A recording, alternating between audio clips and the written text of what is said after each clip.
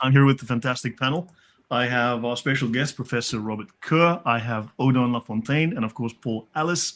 Paul is just completing his new book, which will be very interesting. We'd love to have him on to discuss that. Odon is completing his book as well, and we're going to be talking about that. Of course, Professor Kerr is a renowned international expert on, I believe it's ancient languages, and you have a fascination with the origins of Islam, as we do. But first, Paul, let's talk about your visit to the ICSA conference, I believe, before we get into the interpolations. Yeah, I thought I'd just report back to you guys what I was up to in Vienna a couple of weeks ago. So the ICSA is the International Quran Studies Association. It consists of I went through the directory, there's about 160 members, of whom it seems to me that the vast majority of them are professional academics, professors and so on. And but anyone can join, so I've joined, but I'm very much a minority as a lay person. And every year they have an annual conference. They tend to vary the conferences between being in Europe or being in America or the Americas. And so it was in London 2 years ago, and I went to that. And then it was in California last year. So I didn't go to that, but it was in Vienna this summer. So I was able to go to that, and I thought I'd just report back on what I found.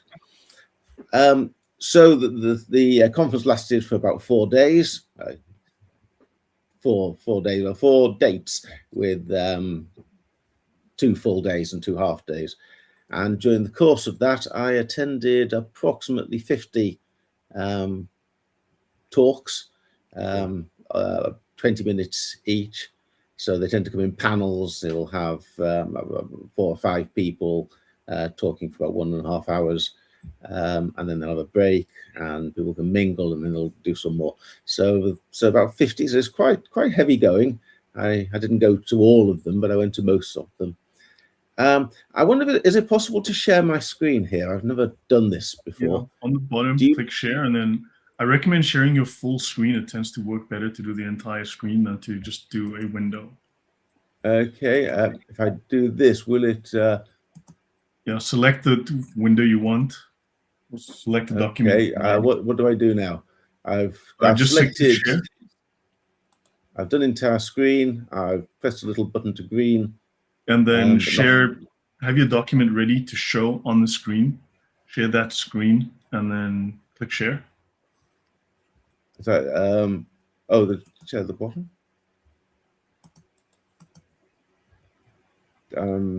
Never works for me. I can't see what I meant to be sharing. Share the bit where it says share is grayed out. Select. You have to select which screen. Click on the screen, the icon of the screen that you want. It'll say screen 1, screen 2, screen 3, whatever. Click that icon, and then the button will light up in white. Share. So select you'll have the. Okay, I think so. Okay, are you seeing this? There we you go. Should be seeing a schedule of the presentations. There it is. You see this? Yep. Yeah, we're all seeing it. So, my observation compared with 2 years ago is that the talks were getting more and more specialist and straying further and further away from the thing that I would be interested in, which is the exegesis of the Quran. So there were something like 80 odd talks here, but if I just go through the first 2 or 3, beyond inimitability, ijaz, the Quranic challenge and the ontology of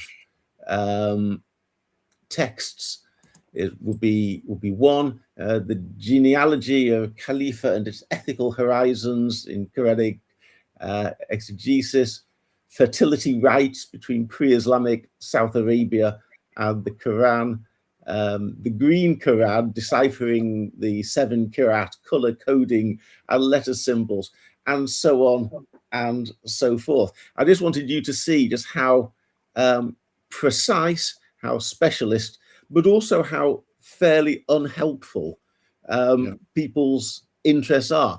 And so you can sit, as I did, for 4 days listening to these talks and learn very little of any usefulness about the Quran. And I think it's more extreme this time than it was when the conference was Probably in London deliberate 2 years ago. to make it so narrow and so unuseful that people just tune out. And it's a lot of Muslims presenting on this. I was going to ask, how apologetic was it and how critical was it? There was only one. There were Muslim presenters, but there was only one who was going towards apologetics, and that was actually this gentleman.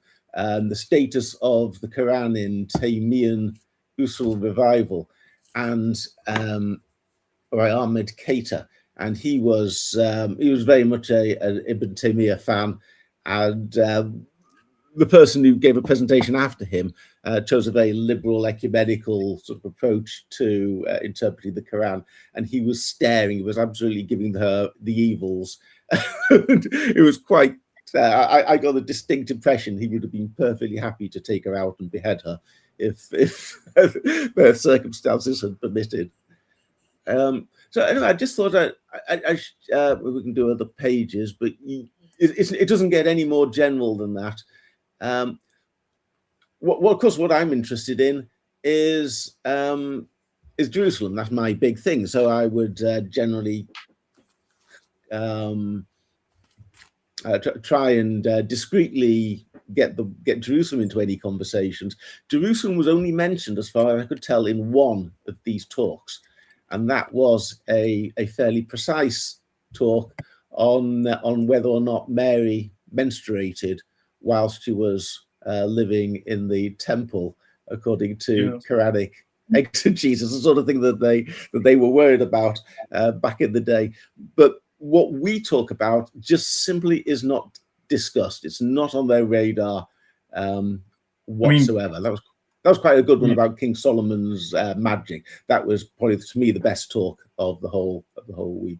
Yeah, but there you go. All of these topics have certain presuppositions embedded in them, that because you have to then assume the premises, whatever, that the Quran is historically accurate as the Sin presents it. So to argue their proposition, you need to assume that the premises are all solid.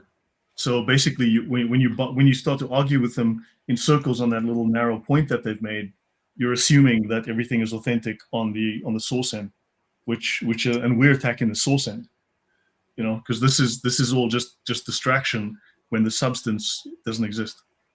So one thing I was looking for is when I kind of mention the J word, is do I get any reaction from these people? Because I spoke to more than a dozen people, including some fairly well-known names within the area of Quranic exegesis.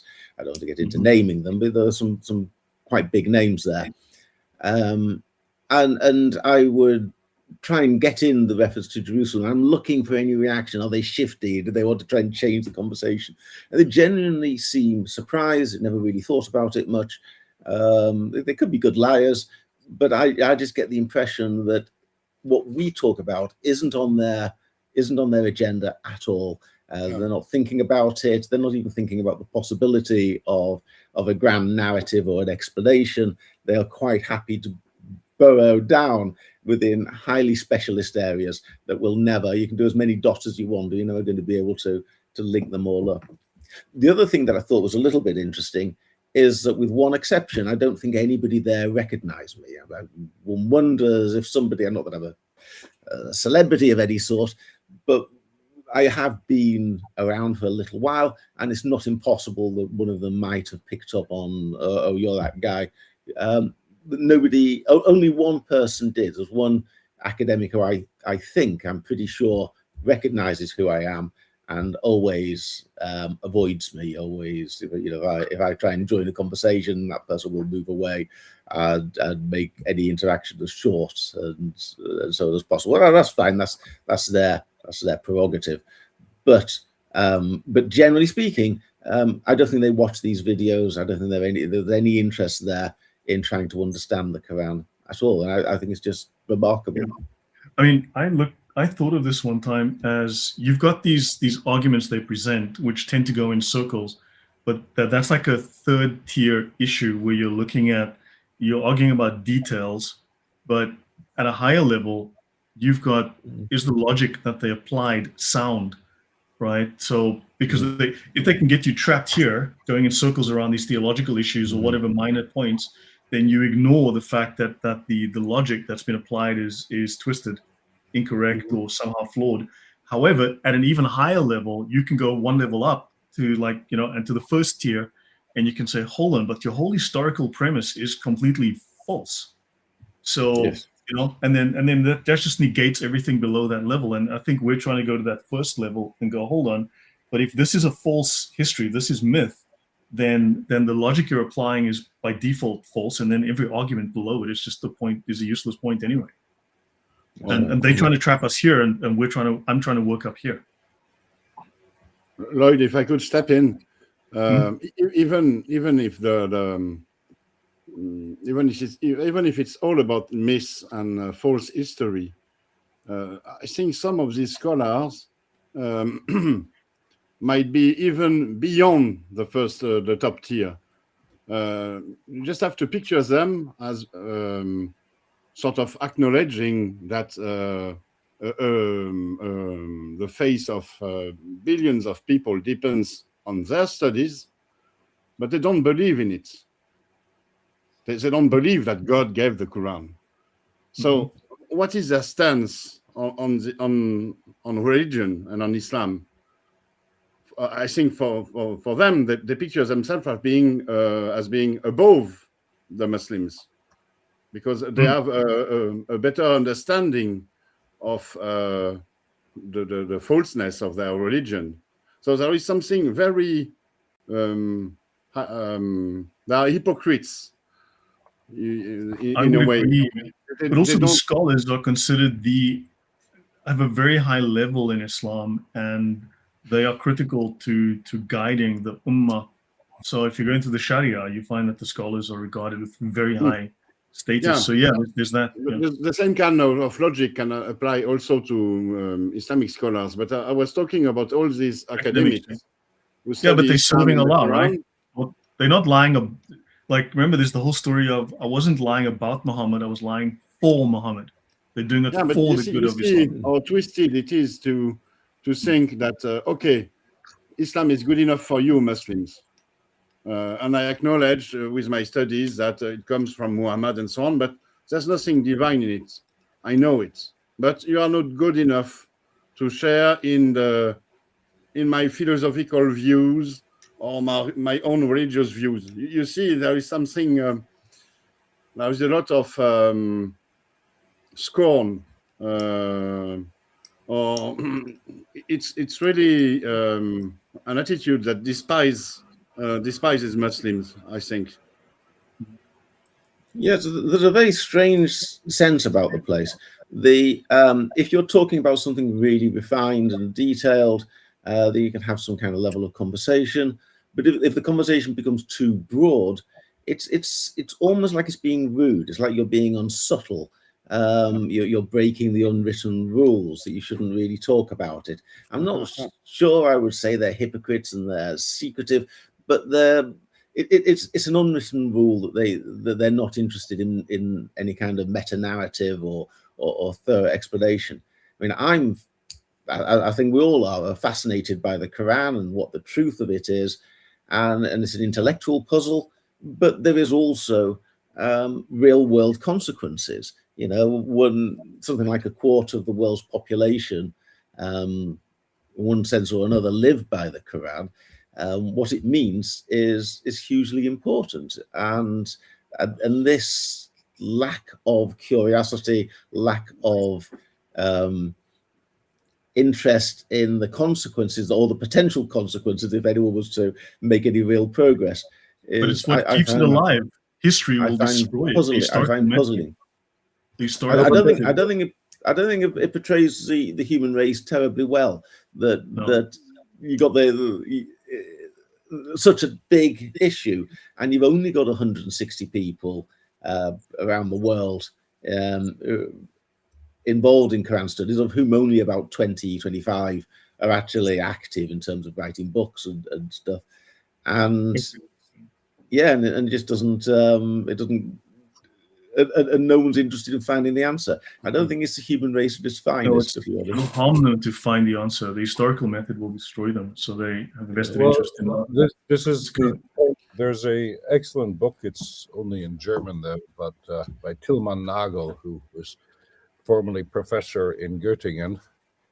He's one of the interesting character, and but was ist der Islam Grundzüge einer Weltreligion? It was published about 10 years ago or more, maybe. But what is Islam? The basics of a world religion. And towards the end, he has a chapter where he is quite critical of the development that you're portraying about Islamic studies. And the argument he basically makes is that, in the 19th century, until World War I at least, the Islamic studies was part of Oriental philology, Oriental and Arabic philology. And that's when the critical studies were done, where we're just starting to pick up again over 100 years later. And one of his points is that especially so now with Islamic studies, you basically work with the premise there is no Islam, but everybody has their own Islam, and as you say in French, you shouldn't essentialize Islam and what have you. So as Odon said, to some extent, you basically take the basic narrative for granted, and it is a huge problem because, for example, if you look at biblical studies, so the Talmud is an important book and people should read it. And St. Jerome's commentaries are important, but if anybody was going to write a critical study on, I don't know, the date of the composition of the book of Exodus or something, nobody would base themselves on the Talmud, whatever its many merits are, and nobody would base themselves on St. Jerome's analysis. And in Islamic studies, it seems perfectly acceptable to refer to the Asbab an-Nuzul and assume the Meccan and Medinan surahs, which have no historical basis. And your point is valid, so I'm not going to doubt the sincerity or the intentions a priori of anybody who's speaking. I will say that it is a bit of a cul-de-sac, though, to, whatever interesting stuff you may find, it will not help us to understand the essential issues. So if the essential issue in, philosophy is what are humans, where do we come from, where are we going? Well, then the essential issue in biblical studies is where does the Bible come from? And in Quranic studies, it should be where does the Quran come from and how was it composed? Source critical analysis and what do you call that in English? Redactionskritik, redactional analysis, editing, history editing, or redaction, or what have you. Yeah, but if they can trap you in the weeds, they can keep you arguing there in the weeds, but also then it keeps you from looking at the fact that there's an issue with their premises, their logic, but then they can trap you there as well if you do go up to that level. But this all keeps you from noticing that the whole forest is made of plastic.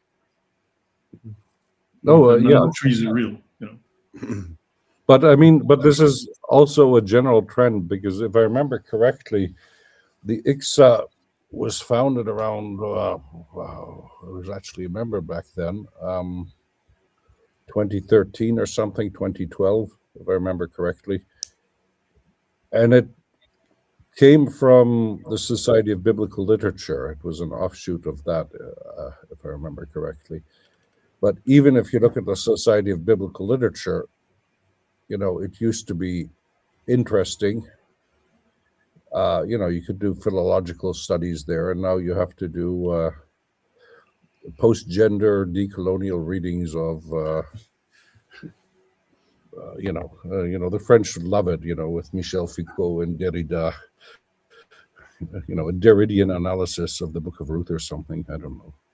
Well, for the benefit of the audience, I can come out as lesbian. I only sleep with women. So, we'll... Anyway, I just thought I'd report back on that. Just have a brief discussion. Very interesting.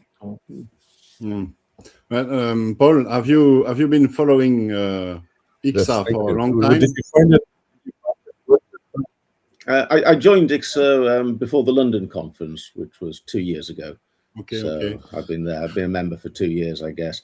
You do get access to their journals and articles, which is sometimes good. You can sometimes get useful stuff. And did you come across some interesting articles? Yeah. They do have some. They do have some quite good ones, and I download them all. So if anyone wants any articles from the journal of ICSA, I can pass those on. Okay. But look, all of this is an attempt to avoid the historical method of proper, solid historical critique, because that starts to shatter their foundations. And then any premise that derives from that is then null and void or inherently suspect. Well, this is part of the problem. And, when Hawting was president, and I think he was one of the first presidents, and then Gabriel Said Reynolds was president, then it seemed to be there was at least some element of historical critical studies involved, but it seems to have gotten less, is my general impression. But Hey guys, sorry I'm late. Made it. Which is good. So yes, a comment on what Paul, I guess, actually walked in, so I'm still trying to catch up. But what Paul said, I totally agree with the lack of enthusiasm from people to explore Islam when it is so important. I mean, if now we found something different about the story of Julius Caesar, we would go change the history books and no one would care. We would just start reading the story. But in the case of Islam, it really affects everything revolves around Muhammad, what he did, what he said, and people don't seem to really be very interested about saying, hey, hang on a minute, we need to see if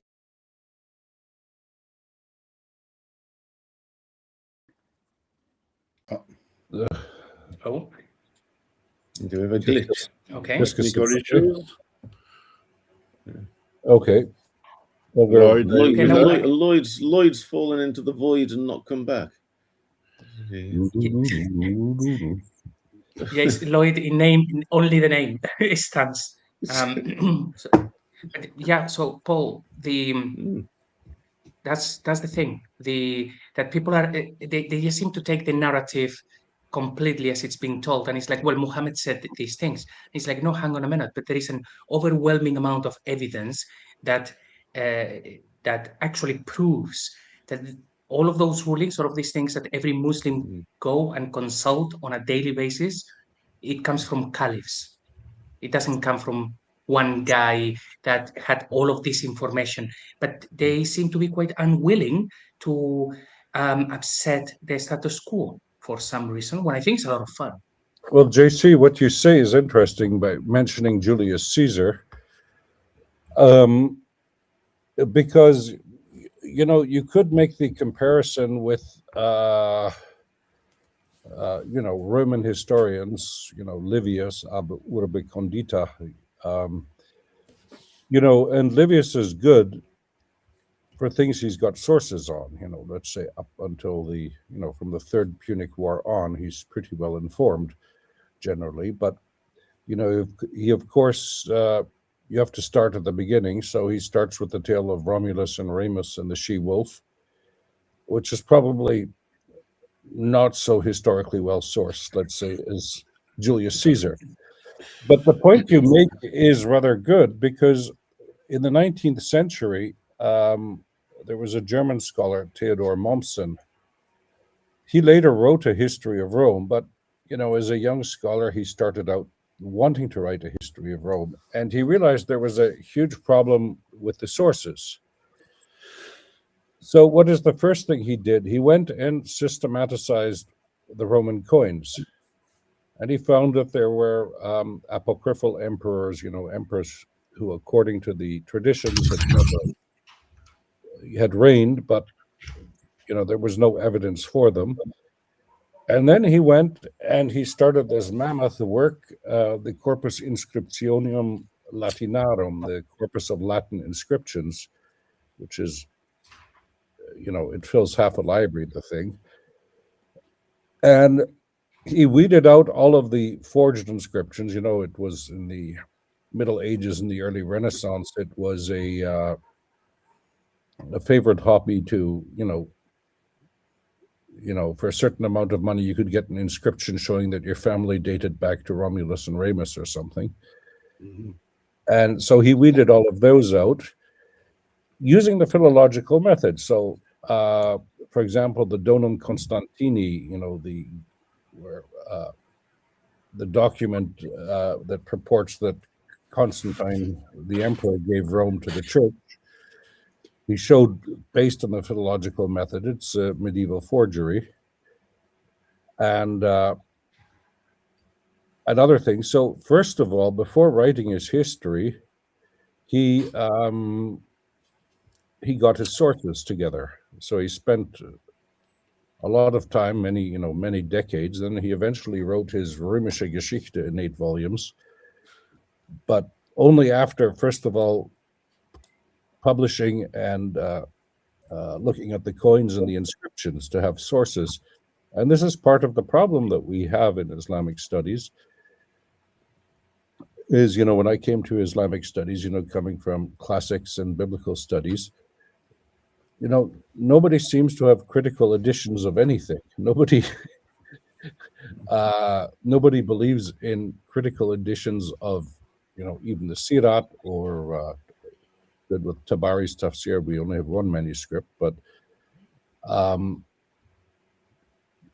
a historical comparative lexicon like what you have for Latin or Greek or Hebrew, nobody sees the need for it, and nobody's willing to, if you try to propose a research project to get funded by the CNRS or Deutsche Forschungsgemeinschaft or something, saying I want to do a critical edition of the Sirah or something, well, no, there's no need. So, so we still use Wustenfeld's Arabic edition, even though there's other texts, and you see where this is going. Mm-hmm. So the big problem is that, the Germans started this in the 19th century. They were rather good, but then it came to a screeching halt with World War I, and there were also political developments. The Germans didn't want to upset the Ottomans too much because they needed them as an ally, and the whole affair of trying to get the Ottomans and the Sharif of the holy cities to declare a holy war against the French and the British soldiers who from the colonies and what have you. Mm-hmm. And it never really took off afterwards again until, let's say, until Wansbrough at least. Mm-hmm. But still, we need the critical editions of the text because, it's... we don't even have translations into English of some pretty crucial texts. Well, I don't see translations as important. I think as an Islamologist, one should know Arabic. But, yeah, easier said than done. But there's an assumption that nobody would be interested, or maybe they don't think anyone should see them. So things like the Tafsir of Muqatil, which is the earliest Tafsir, mm-hmm. You could go online and you can find 12 or more different editions of Ibn Kathir's tafsir, which is obviously centuries and centuries later. But the first one, which would be interesting to read, it's not there. It's never been translated into English. There's an assumption. I wouldn't say to keep it secret, because you could buy an Arabic thing and you could learn to speak Arabic, but it's not exactly being publicized.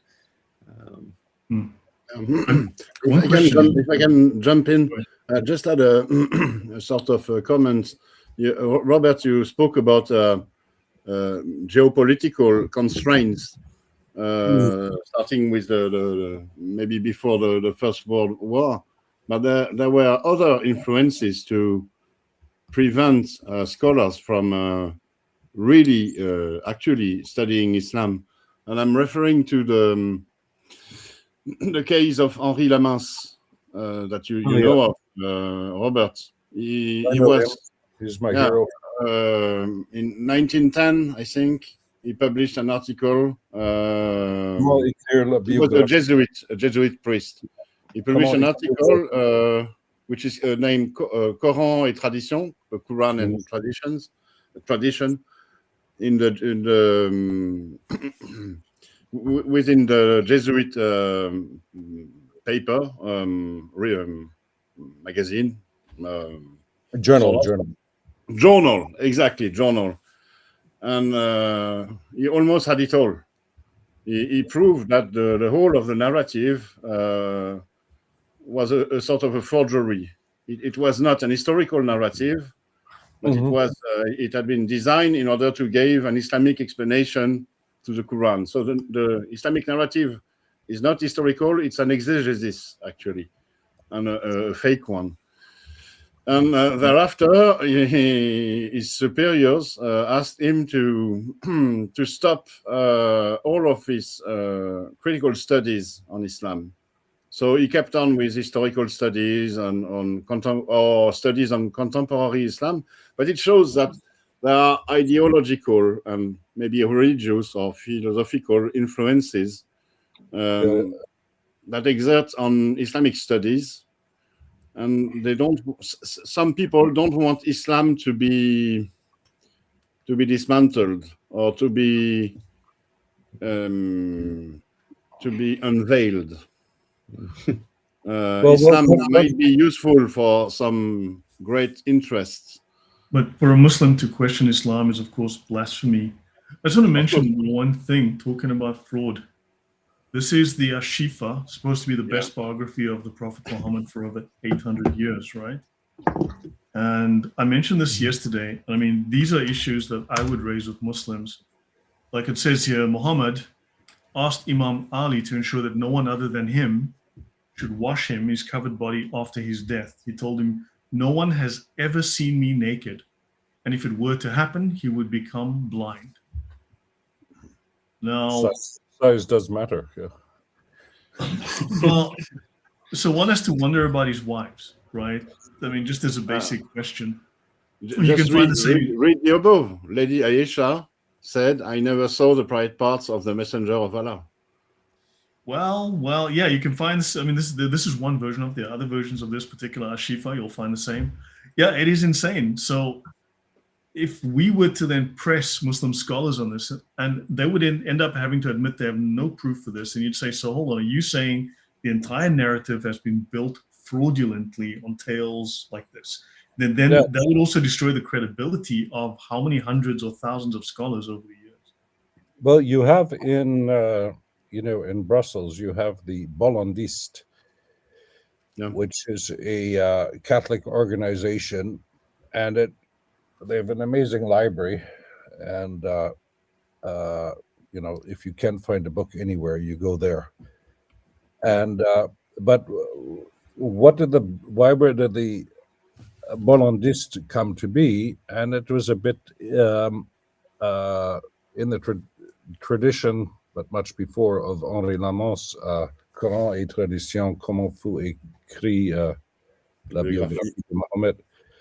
How was the Quran and tradition, how was the biography of Muhammad composed?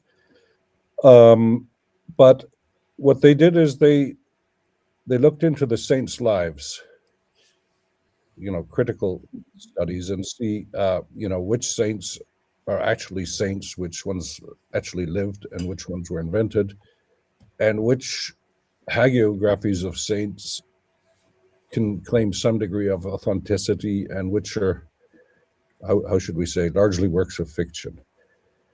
And these critical studies, and as Odon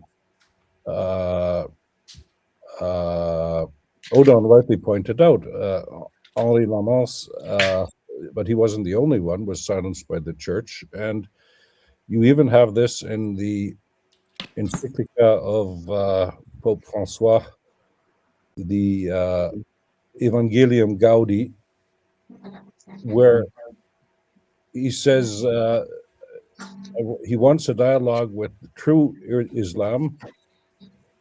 I didn't read it in English, but it's what he said was translates into true Islam. I think it's about paragraph 258, which is nonviolent. So what is interesting here is that it's now apparently the Pope that decides what true Islam is. That would sort of like be asking, as Remy Bragg pointed out, asking the Dalai Lama to point out what true Christianity is. Right. So we have these incongruencies.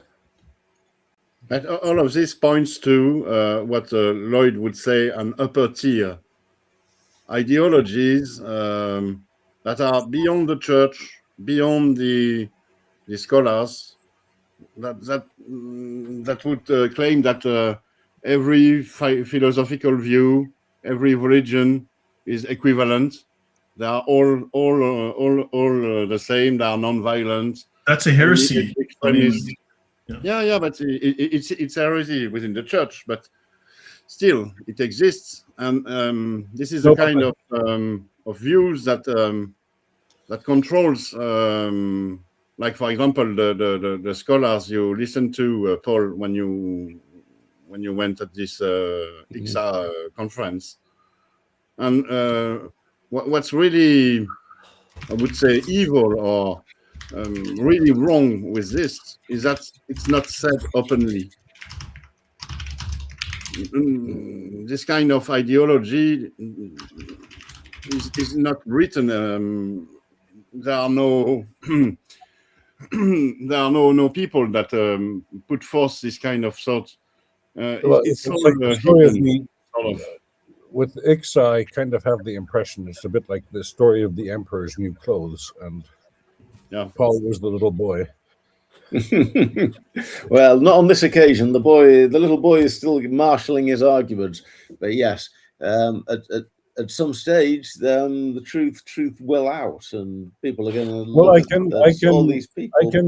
I can give a. I won't mention any names, but oh, okay, good, yeah, okay, fair enough. That I have a friend who has he's now retired and has a good pension, so he has a lot of time and on his hands, and he signed up for a paper at UCSA, but they politely never responded to his submission. And I gave, we talked about his proposal, and I'd given them some suggestions. So maybe my bad reputation preceded me. Mm-hmm. But so it seems that to a certain extent that critical scholars are not too welcome. But this is how you keep something alive, and you talk about all kinds of other things, and you don't get to the essential, and I think the point is well taken, because what is the Quran? That is the question that we have to ask ourselves.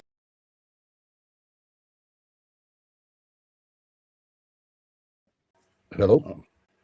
Wow, another technical issue. Okay. This happened again. It looks like Jibril doesn't like this conversation. Yes, before we move on, We've On had the no actual- problems for weeks, and then suddenly it's back. Yeah, on the technical or critical studies of the Quran, the thing is, we're doing these shows now with Lloyd. We'll probably do another one tomorrow about the sources of the Quran. It was written over 100 years ago, and people are rediscovering that now, like where they copied all of these things, and he got a lot right. So with Islam, there is this weird effect where something is established, everyone knows, but we continue as though we didn't know. I don't think there is a single person in the scholarly circles, unless they're Muslim, who will say the Quran has been preserved.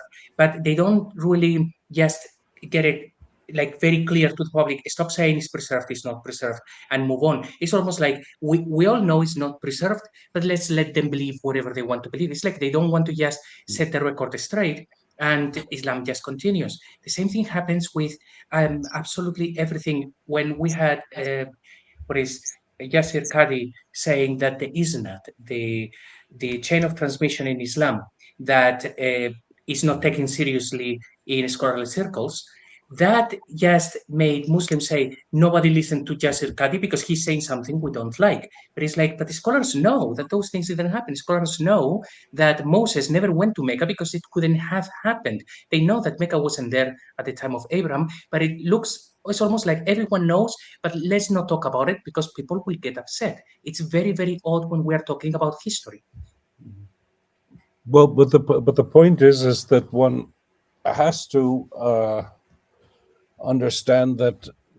So, for example, with as Nagel points out in the book that I just was Islam, he points out that there's different people have or different cultures have different takes on things. So this whole our notion of history, developed. So, everybody says Herodot is the first historian, but if you read the introduction to Herodot, he's a storyteller. He does, in French you can say it, histoire et histoire. He tells histoire, which is different from, he tells stories, you'd have to say in English, and erzählt Geschichten und keine Geschichte, you would say in German. But the point being that this developed, and it was largely not to support anything, just from a historical point of view, that history is a chronological study. Well, you have a certain amount of it with the Greeks and the Romans, especially, but it's especially Christianity that was interested in this, with the Old and the New Testaments. But if you look at the Hadith, they first of all had to be have an oral tradition. They couldn't originally have been written. And the whole point of them is not to, it's like listening to a recitation of the Quran. It's to transport yourself metaphysically to the period of Muhammad. So it's not, they have a different take of what texts are used for. So the idea, whether the isnads are historical or not, and that's not the point for them. They're not interested in history as we see it, and that's the part of the problem. So they take it as a given, and okay, exactly how it came to us, that's not the issue. Because you see this when hadiths are used, so if you look at the hadiths, generally speaking, all of these peaceful hadiths that usually get cited when it's relevant, they're usually not the healthy ones, but some of the other ones that might be a bit more embarrassing have a better have a better isnad.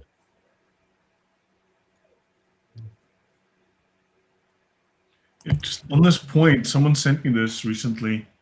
Friend of mine, South African Debbie, based in the US. Number of manuscripts for ancient works, and the Bible is the single the best attested ancient work in history. And no one questions the authenticity of the Iliad, which has, what, 5 copies? 6? I don't know what it is. I mean, no, okay, 1900. No, but which one has like 5 or 6 copies that no one questions? Pliny the Younger and Tacitus Annals, 36, but there was one for, how many copies are there of the Odyssey? One of the most famous ones and most influential ones is Tacitus's Germania, which had a huge influence all the way up to the Third Reich,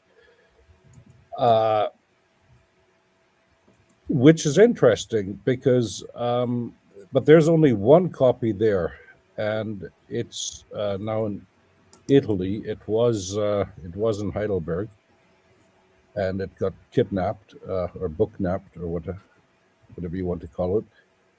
It was an amazing story in the Middle Ages, but the point being, but this is where critical philology is important, because when you read, text of the, if the Iliad,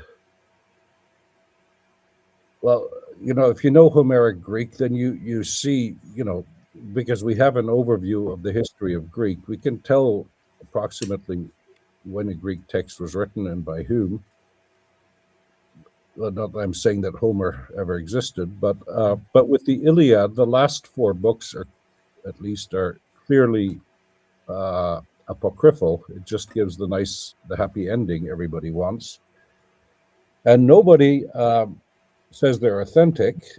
And this is where the thing is, where codicology becomes very important, because that now that you mentioned Homer, we've got the popular recensions of Homer, and we've got the academic recensions of Homer, from the Alexandrine Library. So we can tell that, and so with philology, you can do a lot to posit, spurious texts and what have you. Well, but this is the problem. This still needs to develop for Quranic studies. Well, my thought was that I think it was Alexander the Great I was thinking of. The writings on him amount to maybe 5, 6 documents. No one questions his existence. But we've only got a handful, literally a tiny handful of documents attesting him. The Bible is questioned ad nauseum, and we've got like 30,000 plus documents on it, right? Going back 2,000 plus years. And the Quran doesn't even feature here. There's basically 0 ancient Qurans that we can really talk about. And yet the Quran must not be questioned.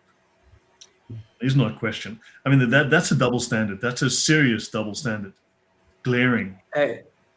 Yes, and with Islam, there is this thing that they have done, which I think it filters through the whole ideology, which is they cannot question anything, because the moment they do that, they realize the whole thing is incredibly false. So Muslims are really forced to say things that are contradictory. For example, that the Quran is the word of God and it has only one meaning. It is very clear.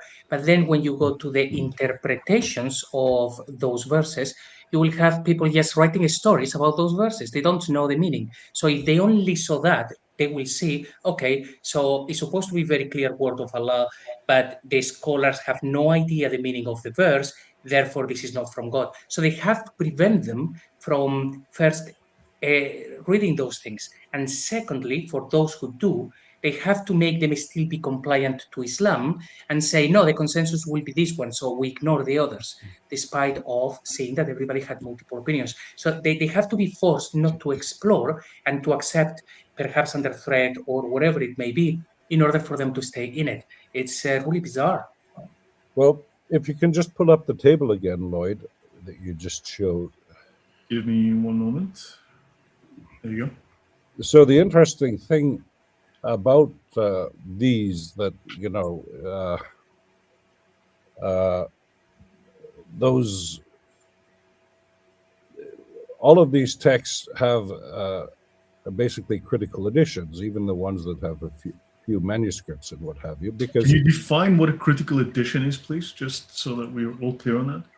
Okay, a critical edition. Well, there are 2 types of a critical edition. There's one where you present a text and you give in the apparatus the variant readings, which is, for example, what you have for the Old Testament and for Homer and things like that.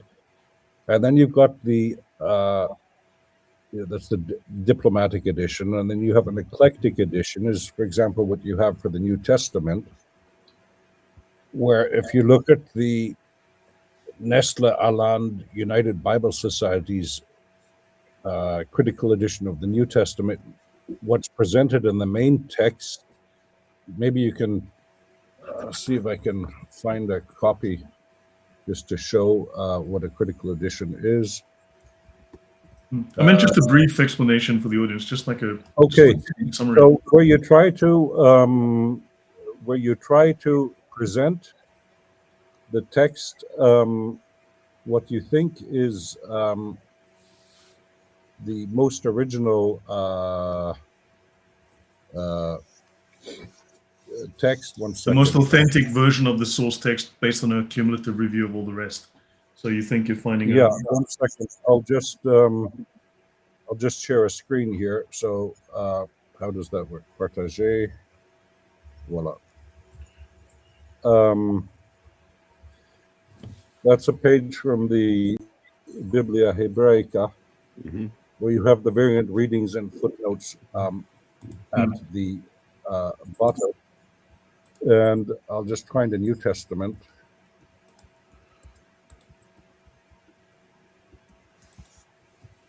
So the difference is with the New Testament,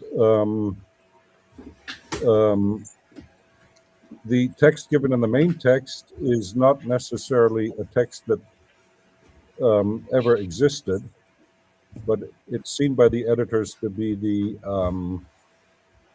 closest to the original they can get, which may or may not be arbitrary.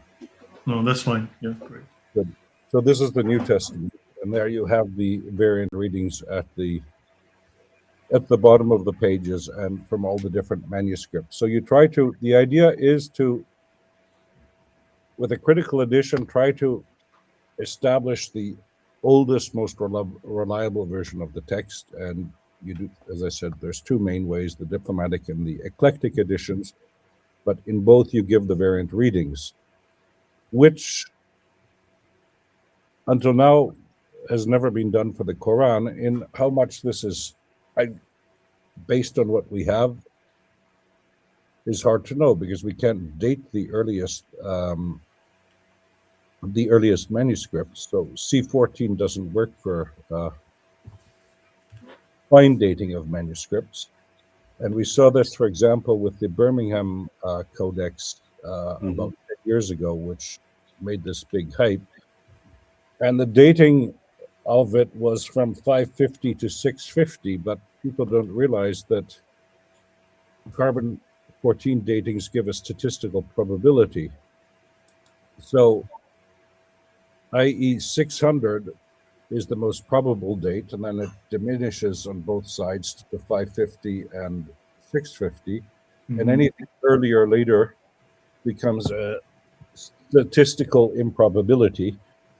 Can't be entirely excluded, but the point is that we then have a Quran codex which dates to 600, which would be before Muhammad became a prophet according to the traditional account. But what you saw with Muslims, what they all did, is they said, oh, this is interesting. See, we like science. It shows that the Quran was written earlier than we thought, because if the prophet died in 632, so everybody said, so we combine science with Islamic traditions. So this text probably dates from 640 and 650. And you're going, but this is not how you cannot abuse carbon-14 dating in such a fashion. It's so the chances of it being 640 are much less than it being 600 by an exponential amount, because it doubles in each. Yeah. I just did a presentation in the last NAPC conference in London Well, I mentioned this carbon dating method as being not very precise because there are too many parameters at play. Well, what is interesting there? No, there are too many parameters in play with this, and what you see is that. So, if you look at archaeology, for example, if you want to see, if something old dates from the Paleolithic or the Neolithic, then carbon-14 is good. Yeah. But one of the first things that was dated with carbon-14 were actually the Qumran manuscripts, because they were just discovered shortly after the C14 dating. But there the debate was, are the Qumran texts from the Middle Ages or from antiquity? Mm-hmm. So there you can use carbon-14 dating. That's relevant. But even nowadays, for example, we know the community that was behind the Qumran text, and we know a bit about it, and it was founded in the 2nd century BC and lasted until 70 when the Romans destroyed it on their way to take Jerusalem. But the carbon-14 dates make the text 100 years older than the community. And you see this, for example, with Old Norse text from Iceland, the Viking sagas and what have you in Old Norse. And the carbon-14 dating, so they're about 100 years older, which makes the text older than the discovery of Iceland by the Vikings.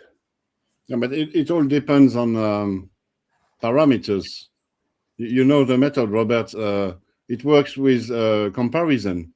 You compare the amount of C14 in the text you want to date. You compare it with a standard manuscript that you know exactly the datation. Yeah. And if you want to date for example, the Birmingham Quran or the Birmingham Folios, you need to have a standard, another text, another manuscript, a standard manuscript from around the same time that has been made with the skin of the same animal that would have been bred in the same conditions, in the same territories, with the same climate, with the same food, and all these parameters are impossible to match. And so you cannot get a precise carbon dating of a manuscript.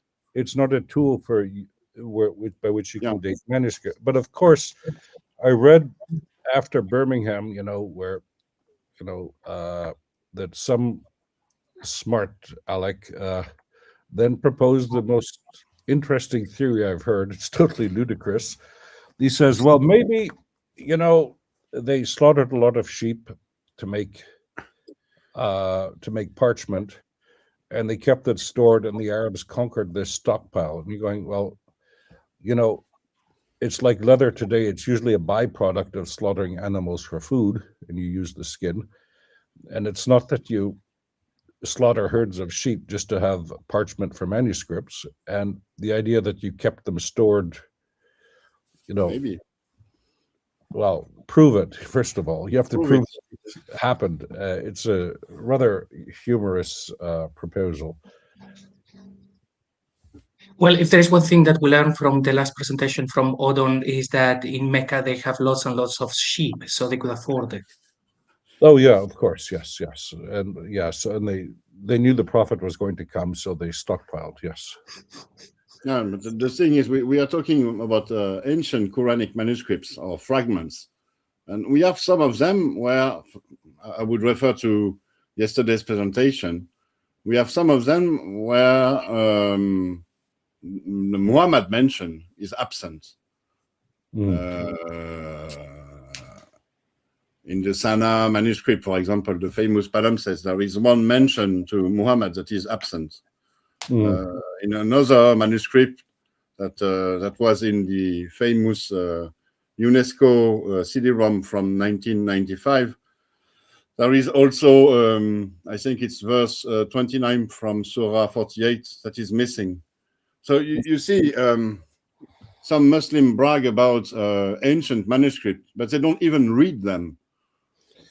No, well, it's part of the problem, because I saw recently a Persian edition of an old manuscript. I think it's from the 10th century or 9th century in Persia. And what the bloke did was he gave a facsimile photographs on the left-hand page. On the right-hand page, he gave the Cairo Quran and said, see, they're both the same. Well, you just have to look at the manuscript and you see the orthography is quite different. But of course, the idea is that nobody can read the old orthography or the old Arabic handwriting. It's a bit different. Is this the Mashhad Codex? Yeah, I think it's that one, yes. And, you know, Dan Brubaker, I met him in London, and he's about to publish a book on the corrections within this codex. So even this codex is not, it has been tampered with. Corrected, which is of course not tampered with. Well, I mean, we see this with ancient texts. I mean, also biblical manuscripts, they're corrected. You know, you have this famous case of one of the New Testament manuscripts. I can't remember the passage, but it's a hapax in the New Testament, and various copies have, you know, deleted it, and then somebody wrote in Latin, just copy what's there. Yeah. Okay. So Please. what I mean is corrections to manuscripts. We have this all the time, and we can see this, for example, with the Hebrew Bible quite clearly, that sometimes commentaries have entered the text of the Hebrew Bible. You know what? But the point is that you have to study these with, you know, the variant readings and take them seriously. And indeed, this is what's lacking in Quranic studies. You know, something, and it becomes a vicious circle, because we don't need that, and the fact that we don't need it proves that there's nothing to see, therefore that's why we don't need it, and the circle keeps turning. And this is the huge problem that we have. Yeah. Of course, the Quran text goes back to a point when the Quran would have been canonized. But we know from reading it, it's obvious that some bits have been added, some bits have been moved around, some bits were originally 2 surahs and they're now 1 surah, or there used to be 1 surah, they're now 2 surahs. And we know that it came about as a process of editing. So what we really want to know is what it looked like before it was canonized. Yeah, there's still the excellent book by Pohlmann, Die Entstehung des Korans,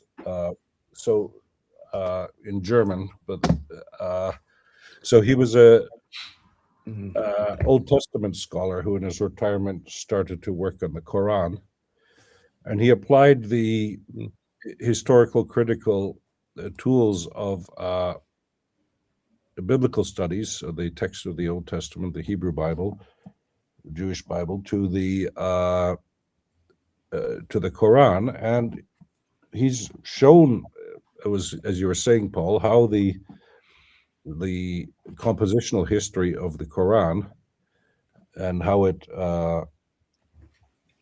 came about, and it's been clearly edited, and he proposes 4 or 5 stages, and the last 2 are Islamic. The Quran has been Islamified. And not to mention it wasn't even dotted. Yeah, well, there's actually a funny story about that in Tabari. Apparently, he says the Quran was originally written down with diacritics, but then they were removed so that everybody could read the Quran in their own dialect, which is a rather unique take on the matter. and then they were later added again. But, have you gentlemen considered the actual name of the book being Quran? Yes, because the earliest sources that we have outside of the narrative, one being John of Damascus, whether the date is right or wrong, he doesn't call it Quran, he says a book. And then we have Leo Leo III saying, calling it Furqan as opposed to Quran, and it's only probably in the 9th century that we have sources that calls it the Quran. Do you think that it was called Quran from day one, or it was something that happened as they invented the Islam? no, because no, it's clearly, I would say it's clearly something else that's referred to in the Quran. It's not the Quran. Yeah, JC, you remember we had a presentation, The Quran is not the Quran, where I went through all mentions of the word Quran in the Quran. And if you look at all these mentions, you realize it's not about the Islamic Quran, it's about a lectionary, an Arabic lectionary. And so the invention of the name Quran for the Islamic book, it must have come at a later stage. At first, it was all about an Arabic lectionary, which is not the Islamic Quran, which was another book. And thereafter, when Islam was sort of processed or invented, they chose the name Quran to name the book, the holy book, because it is so often repeated within the text that it can make sense. It can make sense. Within the Quran, there are mentions of an Arabic lectionary that is presented as being a divine scripture, a sort of revelation, the first book that is given in Arabic to the Arabs. And it's quite easy to understand, because a lectionary is a collection of excerpts from sacred scriptures. So in a sense, it's a divine revelation. But Well, it's not the Islamic Quran, it's something else. Yes, that's that I would agree with that. So it's clearly Kiryana. We've discussed this, I think, when we discussed the Syriac word. It clearly comes from Kiryana in Syriac. Right. So for the benefit of the audience, so what you are saying is that if you took a time travel machine and you went back to, for example, the year 670, and you went to your local bookstore and you said, "Hey, can I have the Quran?" They would give you a completely different book. Yeah. Basically, they'd probably give you the Bible, I would say. You go to an Arab bookstore with Arabic books, and you ask for a Quran, and they might give you the Arabic lectionary. Mm-hmm. Correct. Or an Aramaic one, but so Quran becoming this book is part of the process that Professor Kerr mentioned a moment ago. One of the last stages when they are Islamizing the whole thing, and they are creating their own meaning to things such as, well, that, the night journey, and everything else, making it Islamic. Yeah, it's part of the same manipulation of key terms within the Quran. So Quran within the Quran became the Islamic book. Nasara became Christian. Safa and Marwa in Jerusalem became Safa and Marwa in Mecca, and so on. There is a big manipulation process that changed the meaning of the words within the Quran. And I think it seems quite likely to me that the surahs were originally circulating individually, or possibly as part of smaller collections. So, for example, one of the commentators, Ower 8, points out that John of Damascus talked about 4 surahs, of which 3 of which we know, and 1 of which is the Camel of God, which we don't know, and he gives some information about it. it makes no sense that John of Damascus would have invented this. If he wants to criticize a religion, he wants to criticize the actual religion. He doesn't want to invent something that the guy didn't say, that isn't there. So there's very likely these surahs were circulating, and we don't have all of them. Also, it occurs to me that there's, in the Dome of the Rock, there's what looks like a verse from the Quran to the untrained eye that appears on both the outer ambulatory and also the inner ambulatory. But it's not found in the Quran. It's a compilation of two different parts of the Quran. I think it's parts of 64:1 and 57:2, and the two of them are put together, but they're put together twice, once on the outside and once on the inside. So it seems overwhelmingly likely that whoever made that inscription thought that that was what the verse was, and they're probably right. That probably was what the verse originally was, and then sooner or later, when Tabit was putting his Quran together out of bits of bone and palm stalks, the memories of men, he found these two excerpts and put them together in a different way.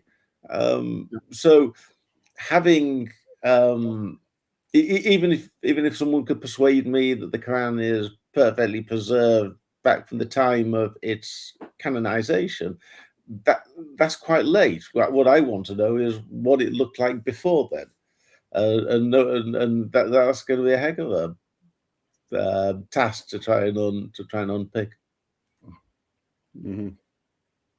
Yeah, I agree. And you always have this, but you often also have this in the Islamic tradition with, for example, Abdullah ibn Sa'ad ibn Abi Sarih, where according to Al-Athir and Tabari, he determined that Muhammad had no idea what he was being revealed, or what he said he revealed, and that he changed the text, and that he said that the Quran was a fabrication and not a divine revelation. So he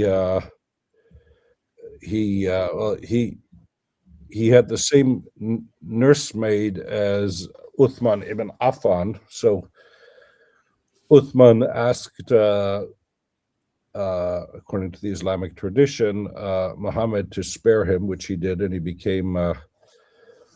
later became the governor of Egypt, according to the Islamic tradition. But so you even have this in the Islamic tradition, that there are people that claim Muhammad was making it up as he went along.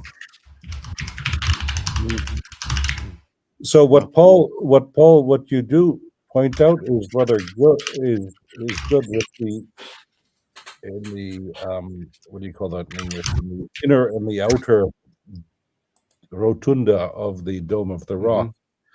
The walkways, ambulatory is too difficult for me. So the inner and the outer walkways, the clockwise and the anti-clockwise. Voila. The point being that there are three things you can do with those texts. So some of the texts are found in the Quran, but they're not found together. So my predecessor Olich pointed out that they probably make more sense the way they are rendered in the Dome of the Rock than how they are scattered throughout the Quran. But the point is, there are three possibilities if you look at this text critically. So one of them is that they are indeed quotes from the Quran, but you then first of all have to prove that when these texts were composed, the Quran was already in circulation, written. Or B, you could make the argument that the Quran borrowed these texts from the Dome of the Rock, and somebody got the filing cards mixed up. Or you could say they both drew on a common source. So based on the evidence we have, I'm not sure we could, I would want to bet too much money on the first option. And it's not just those. There's also you also got the brass plaques, which again, it's the Quran, but it's not as we know it. It's about 1/4 of it appears in the Quran, but interspersed with plenty of things that look Quranish but aren't actually in the Quran. So it's very. So I would say the point is, like with the old manuscripts, good, they're all fragments of Qurans, but I would still presume that they are Quran. So when you, in some way, shape, or form. So what you see in Sunnah is that some of the Sunnah manuscripts, they have a different sequence of surahs. So the surahs were set out, but I assume they to how much of the Quran we don't know, but basically there was a notion of the Quran, because otherwise you probably wouldn't copy the text. So when you find, just a fragment of the Gospel of John on papyrus, people assume that it belongs to the rest of there was a rest of the Gospel of John, and it is just not a logia of Christ floating around. So, in terms of the Gospel of John, I've been watching some very interesting new developments in that, and the date of the Gospel of John, I mean, obviously people try to make it that it was written in 3000 AD or something, and push the date out as far. Yeah, I'm exaggerating, but anyway, it was pushed out to 120, 150, depending who you asked. I mean, obviously they wanted to have it written in 1953, right? But it now seems that it legitimately could well have been written in about 68, 66, 67. So there's legitimate reason to think it was written in the mid-60s. Way before Lloyd. Yeah, I mean, I did an extensive analysis based on the Didache, which shows that I think it's the Gospel of Mark could well have been written. I mean, you're looking at as the 50s, 51, 52. So the age of the Gospels is becoming earlier and earlier and earlier. I mean, look, we could say it was written 3 weeks after Jesus ascended, right? But I mean, based on what is reasonable assumption, at least that people are willing to accept. I'd go early in the second half of the second century. That would be my. Yeah, but no, I've seen some very good reasons. First century, I mean, just for John not later than the 60s, mid to late 60s, prior to the destruction of the temple. So John prior. Lloyd, if you read the book of Acts, you see Peter and John standing trial before the Sanhedrin, the council of the elders, the Jewish elders. And so John is already giving his testimony, not that far from 3 weeks after Jesus' crucifixion. So parts of his testimony were already there in the very, very first time of early Christianity. But nobody's going to doubt that. But to have a fully fledged composed gospel, let's just say, I don't think we should hair split dates, but I think the serious Communis Opinio would put them in the early second half. Yeah, I mean, so we've gone from 190 to 120. We've dropped 30 years at least to 65. I would go for 47, Robert. 47. I mean, John, like all the Gospels, anticipates the destruction of the temple. Yeah. So it's possible that if there might be a religious interpretation that you think, oh well, Jesus actually prophesied the destruction of the temple, and that's how they wrote it. You could say, well, he kind of, a bit like Proto Isaiah, he kind of sensed it was coming and tried to get ahead of the game. Yeah. But to me, it seems more likely that all these Gospels were written after the destruction of the temple. It's a bit ambitious to start writing it down before it's happened. Instead of arguing about dates, one might just merely point out that, at least with the Gospels, we've got something to debate about. For example, the destruction of the temple, which I think is a valid indicator. So all of Bultmann's learned scholarship, but I think he missed the boat with his Gnosticism. I don't think he was trying to be sincere. But my point was that the Gospels are moving earlier, whereas the Quran is moving later. The more you investigate the Quran, the later it gets. The more you investigate the Gospels, the earlier they get. Yeah, of course, some parts of the Gospels might be early, and then they were added to. And the question is, when did they canonize it? When did it become? Canonize is a confusing term there, but when was the Gospel finished? But the when the Gospel was finished doesn't necessarily when it was started. Some parts of it may well be very old. Yeah. But so the and one of the important things to remember also with the table you showed earlier, Lloyd, is that, for example, we know with classical texts, there are some people that say, yeah, but the oldest letters of Cicero, they're only preserved in a 15th century manuscript or something. Therefore, how do we know that some crazy monk didn't write that? Well, this is where philology comes into play, because we know how monks in the Middle Ages tried to write Latin. It usually wasn't very successful. My Latin teacher would have lynched us if we'd written like that. So you can date texts, so if somebody tries to imitate Shakespearean English, you see they're pretending. And we have these famous cases of forgery, and not forgery might be too big a word, but from ancient Egypt and also from Mesopotamia. So one is from the time of Nabonidus, who we know had an archaeological interest and said in one of his texts that he dug up texts from before the flood. Good, but it floods all the time in Mesopotamia, so that might not be so dramatic.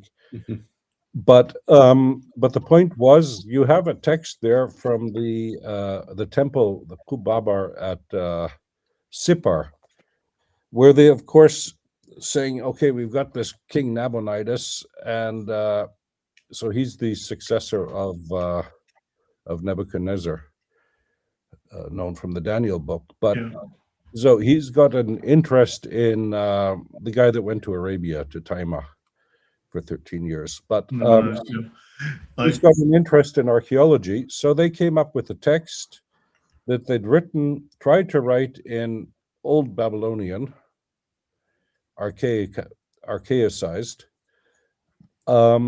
saying that their temple should be tax-free for all of eternity. So, people were trying to get away from paying taxes in those days too.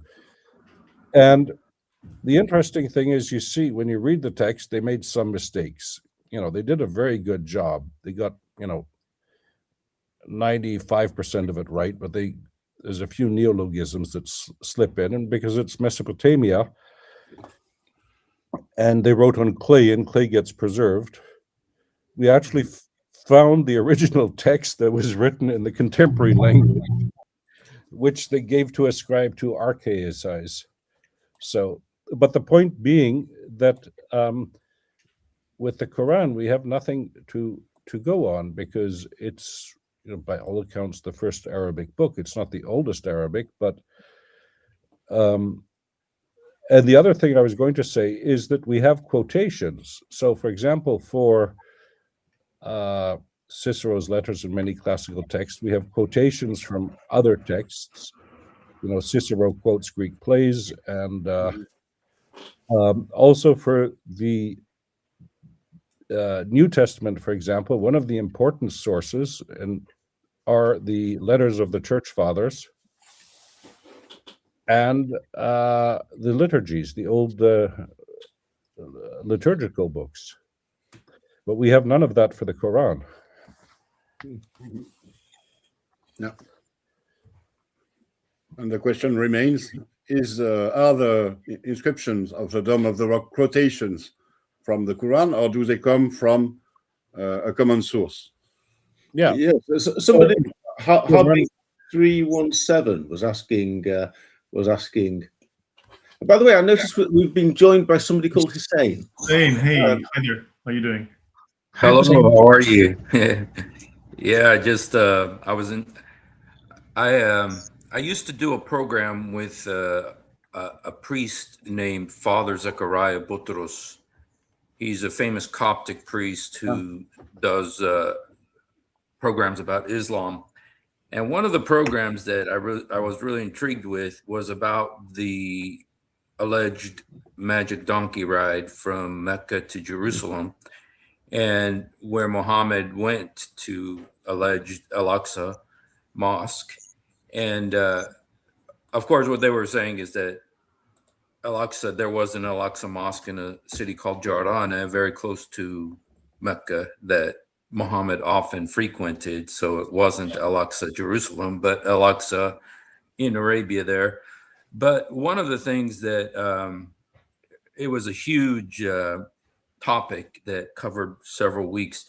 But one of the things that I found interesting, and it kind of piqued my interest when what Paul was saying was about, first of all, there was no Al-Aqsa or Dome of the Rock at the time of Muhammad's alleged donkey ride, the magic donkey ride. That the Al-Aqsa Mosque was built by Abd al-Malik, like in 90, around 690, whereas Muhammad died, 630. And so they were saying there that Abd al-Malik was actually trying, because there was a competition between him and the caliph in Mecca, who I believe was Zubair. His name is Abdullah Zubair. I believe that I may have that wrong, and so in order to get Muslims focused on Jerusalem as a potential pilgrimage site in place of Mecca, he built the Dome of the Rock to attract the Muslims, to get them to start doing pilgrimage in Jerusalem instead of Mecca. And and that also, with that, there's the element of wanting to have a religion he was Umayyad, I believe, and wanting to have a religion that would unite the Arabs. And so I just was interested if you heard stuff like that, if you what your thought is about that.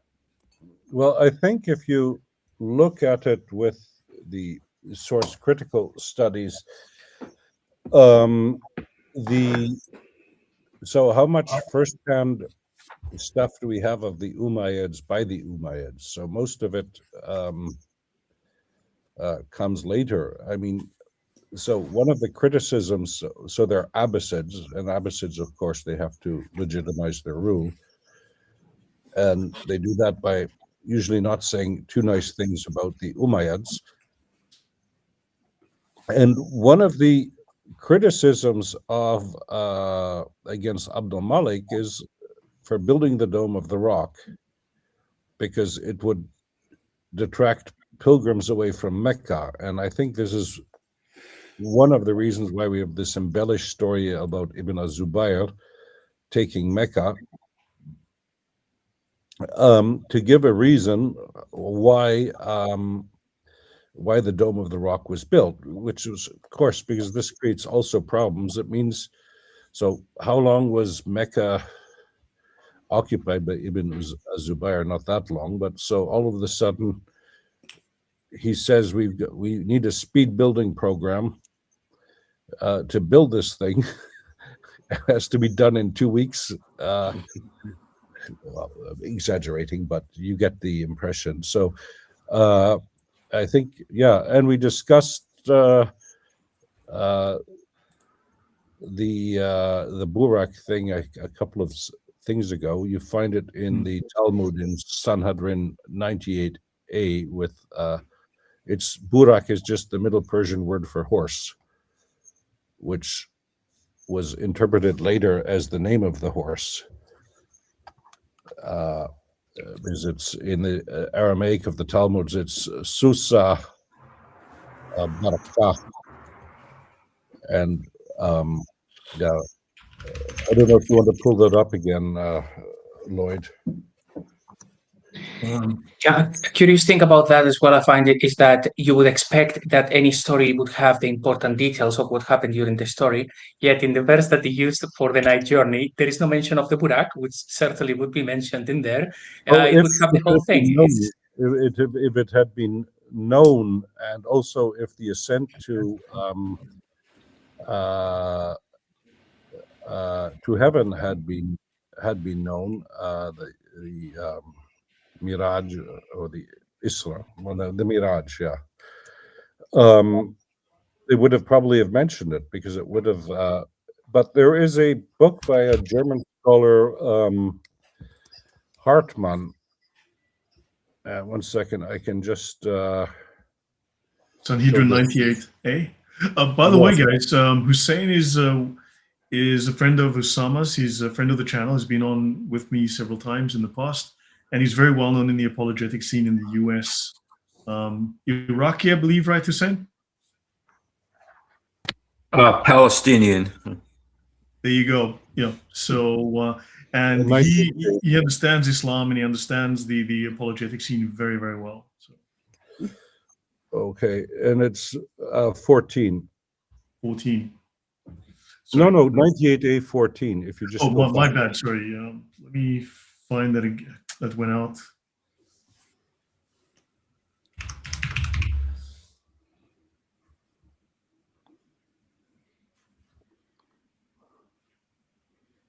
Where is 14? There we go.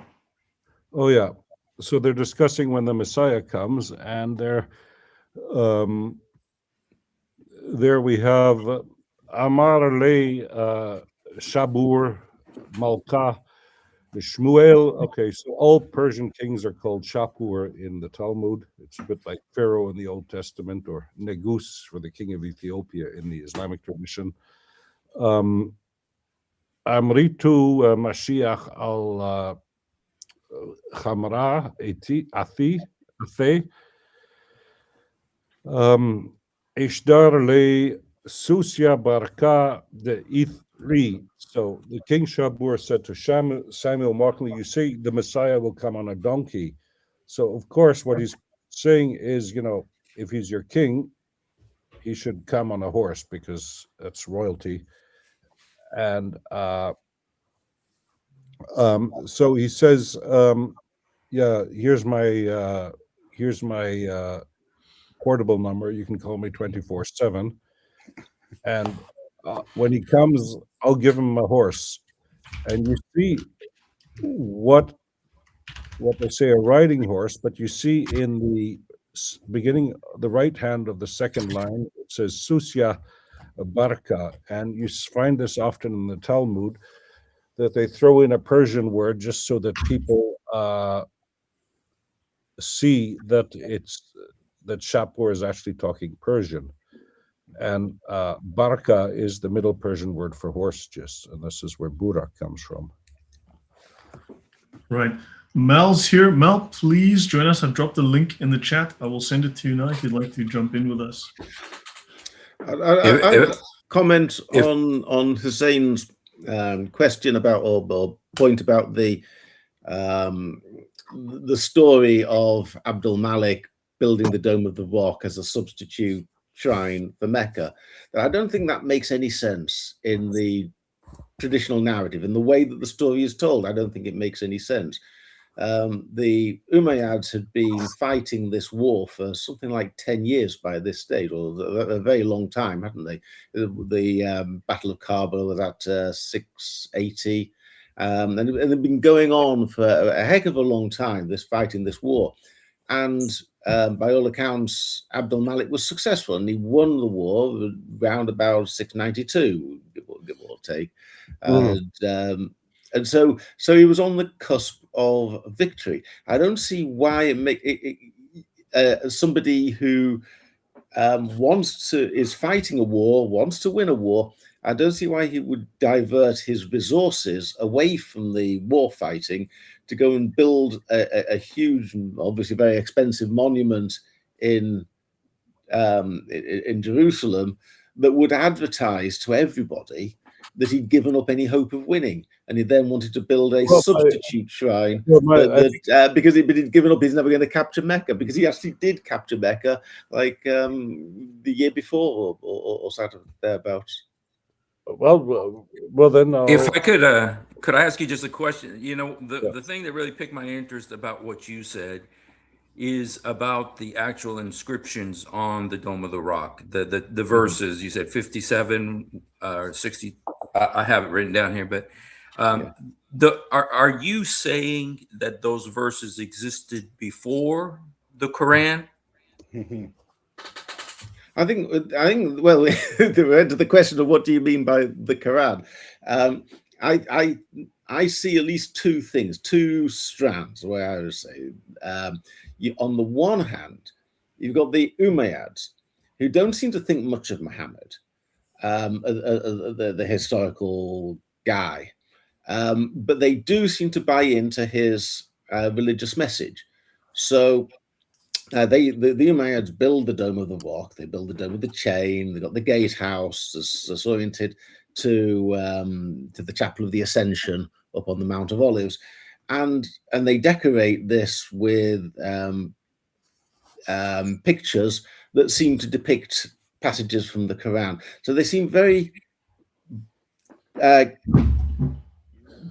tied into what the Quran eventually says. It's the idea that Jesus is going to come down on the Mount of Olives, going to go across from Safa to Marwa, go across the Kidron Valley, go into the Temple Mount by the gatehouse, by the Golden Gate, go up the stairs, go into the Dome of the Rock, sit over the rock, be enthroned, take dominion of the earth, and then come out and sit into the Dome of the Chain, and then judge the whole of humanity that's then been gathered on the great plain of judgment outside. It seems to me that is what the Dome of the Rock complex is all about, and that's broadly in keeping with what the Quran tells us is going to happen.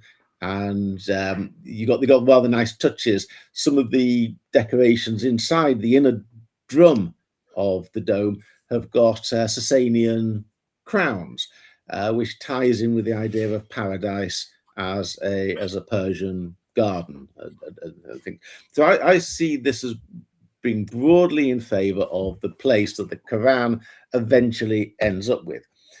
But the Umayyads don't have the canonical text, or if they do have it, they don't accept it as a canonical text.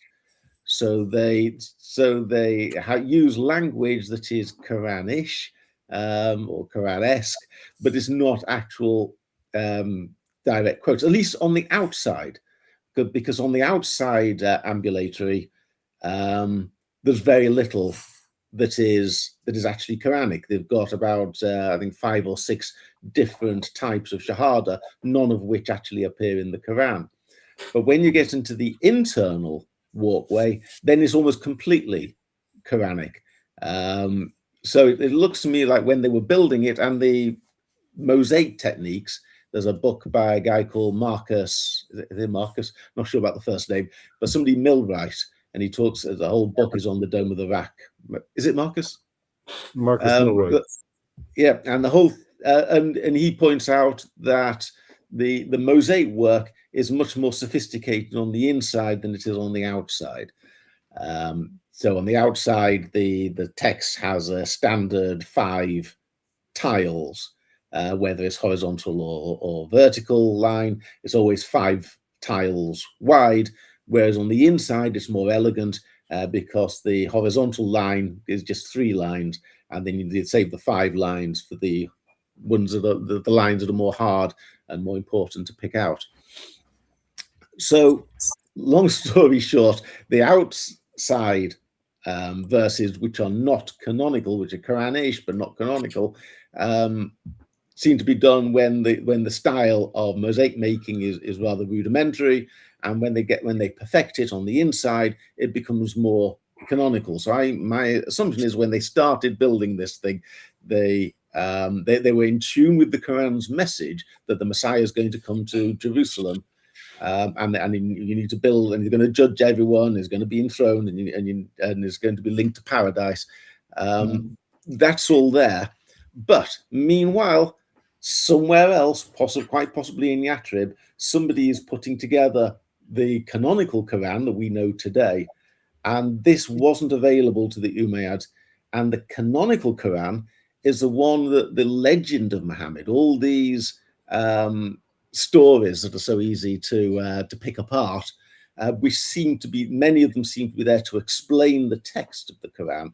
So whoever is making up these stories is creating an entirely false narrative based upon the text of the Quran. So the people who are true, the Umayyads who are truer to its message, don't have the canonical text. The people who have the canonical text don't seem to recognize that Jerusalem plays any role at all.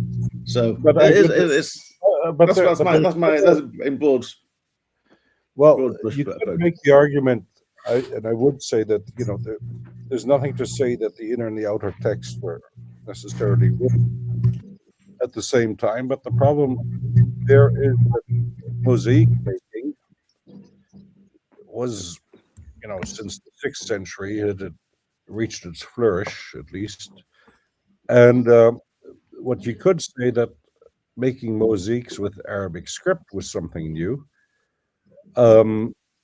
That they initially had problems gauging that you could say, but the point being, I was going to say,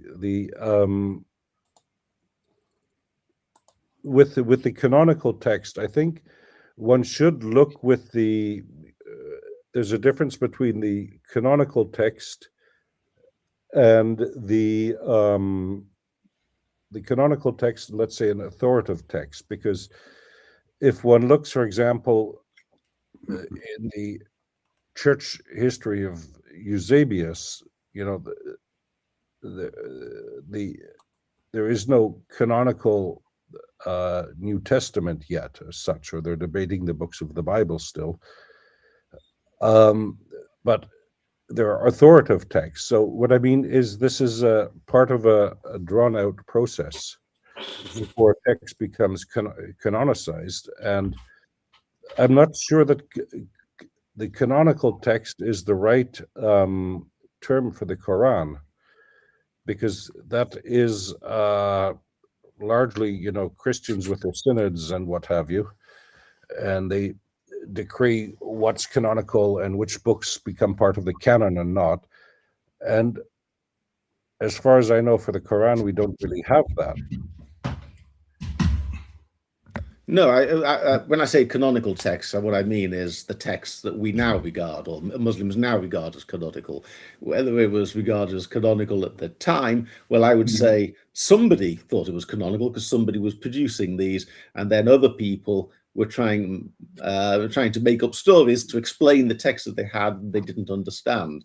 Yeah. And that is now the Quran that has survived, and that's what everyone regards as the canonical Quran. Okay, but I think there are two things there too, because there is one thing to have the text and the other interpretation of the text. So I think you could make an argument based on the evidence that we have that the Quran is much older. Some parts of it, yeah, but not as a homogeneous religious writing. Oh, yeah, the parts of it. Yes, you're correct. Thank you. Question: does the Dome of the Rock have the dots? Just a yes or no here. I think the answer on the inside, not the outside. On the inside, okay, that's exactly. Yeah, Hussein, I have a question for you. I mean, you're very active in the apologetic sphere.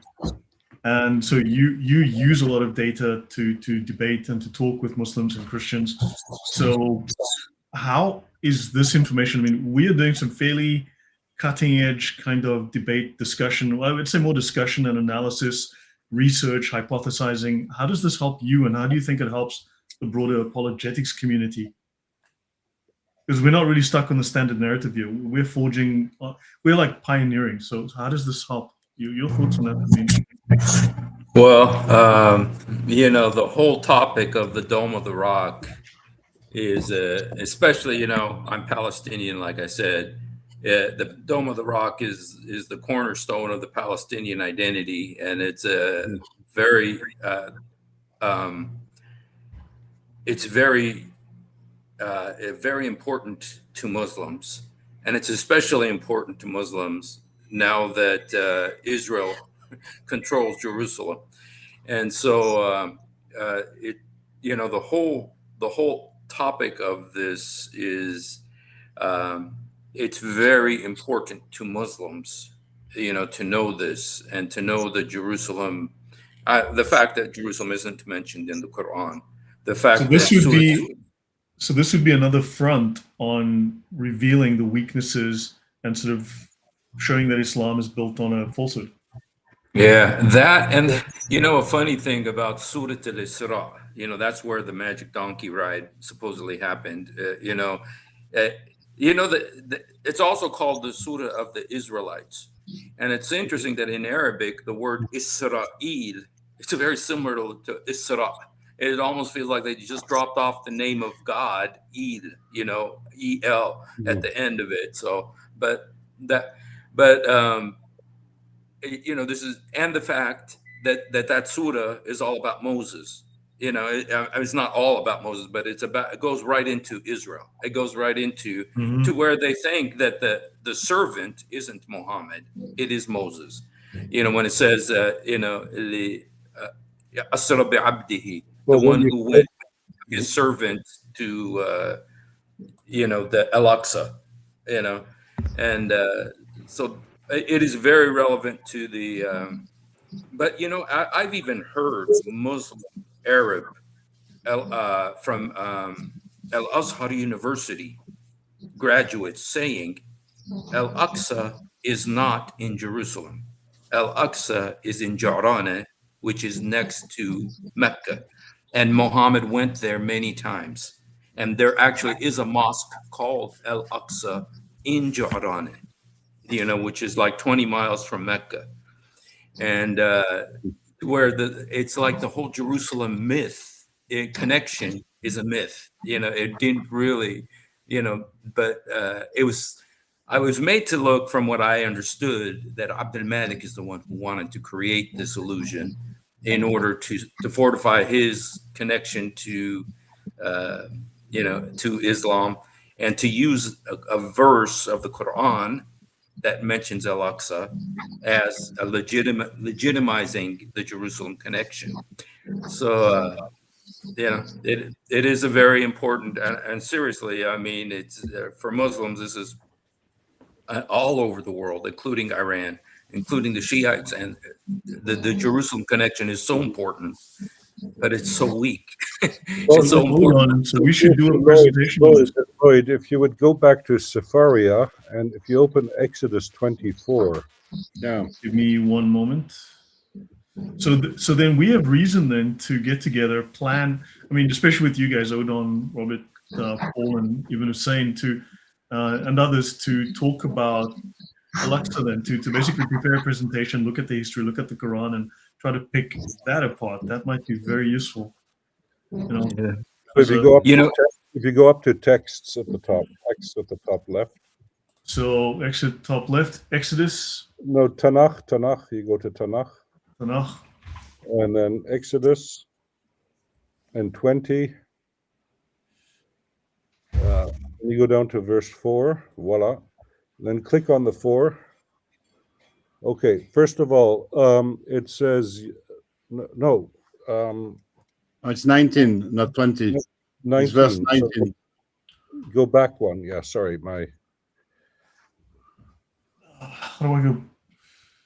Just go back to the library, Safaria. Go click there. It's chapter 19. Eh? Yeah. Chapter 19, verse 4.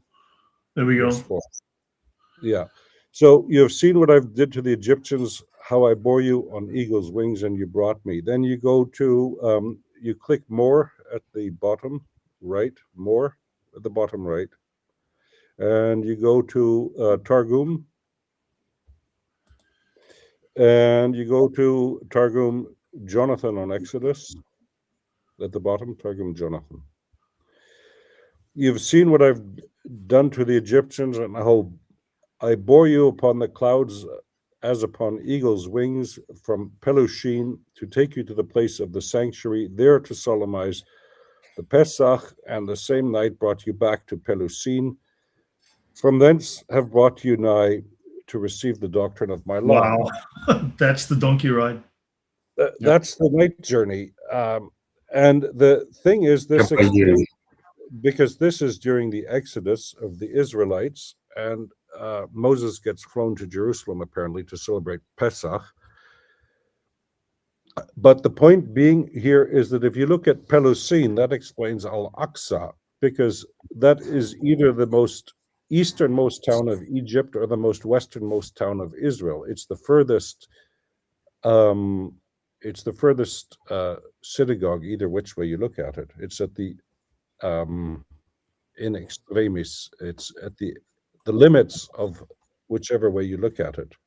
That's the night journey. Night journey here, and there, and when you add this to Surah Al-Isra, then it makes perfect sense why the rest of it concerns Moses, because this is a reference to this trip. Fantastic. Wow. That is amazing. That is really amazing. And I have a slight question on this, Robert. Isn't that journey going the wrong way? Because what you want is a journey from the Masjid al-Haram to the Masjid al-Aqsa, but what you've got there is a journey from the Masjid al-Aqsa to the Masjid al-Haram. You've got it's going in the wrong direction, isn't it? Doesn't matter. They're borrowing the idea. I mean, they'll change it at will, right, as needed. No. What I mean is, it's the idea of the night journey, where it's exactly going from. Of course. But I heard that El Barak did not have internal GPS, and that's why it says that Jibril was holding his leash and leading him to Jerusalem. So there could be directionally challenged in the other direction. Yeah, if I may point out a couple of things on this, is well, in the Quran we see lots of stories where a particular detail is actually wrong. It's almost like deliberately wrong. So it wouldn't surprise me if this is an Easter egg of the guy actually writing this to confuse the population, or rather to tell a Jew that this was copied from the wrong people. But also with the Masjid al-Haram and the Masjid al-Aqsa, that the two stories, the one being Jerusalem and the one being that is a place between Taif and Mecca. What I think happened is, we know that verse was about Moses, so absolutely nothing to do with Islam, absolutely nothing to do with anything really. The chances of a guy called Muhammad in Mecca going to a place called Masjid al-Aqsa that was right there, when we look at the verse and it's Moses, the chances are exactly zero. So what could have happened is people start making up stories of what is this thing. They're trying to make it about Muhammad. They come up with two stories. The one that prevails is the one going all the way to Jerusalem because it's more fantastic and it goes to the heavens, as opposed to he actually just went 5 minutes down the road. That is not fantastic enough. But now we're in the 21st century. People look at that and say the Masjid al-Aqsa was not built during the time of Muhammad. So it could not have been Jerusalem.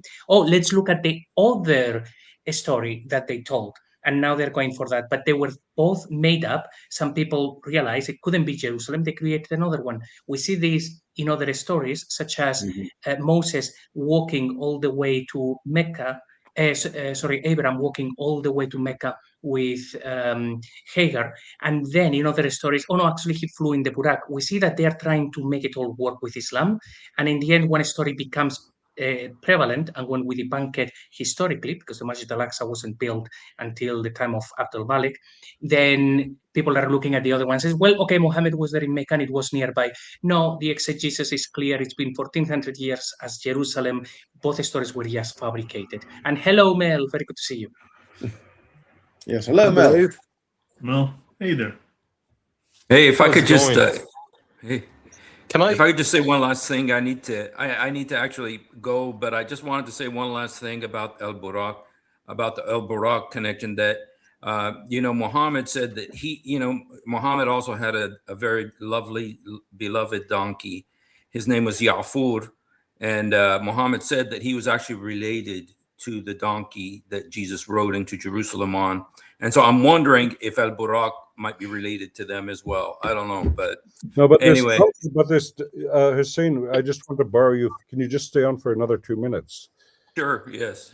No, but it's this donkey business. This is what you find in the pseudo-Clementine literature and elsewhere in pre-Islamic stuff. So that this donkey of Abraham is the donkey that all prophets ride.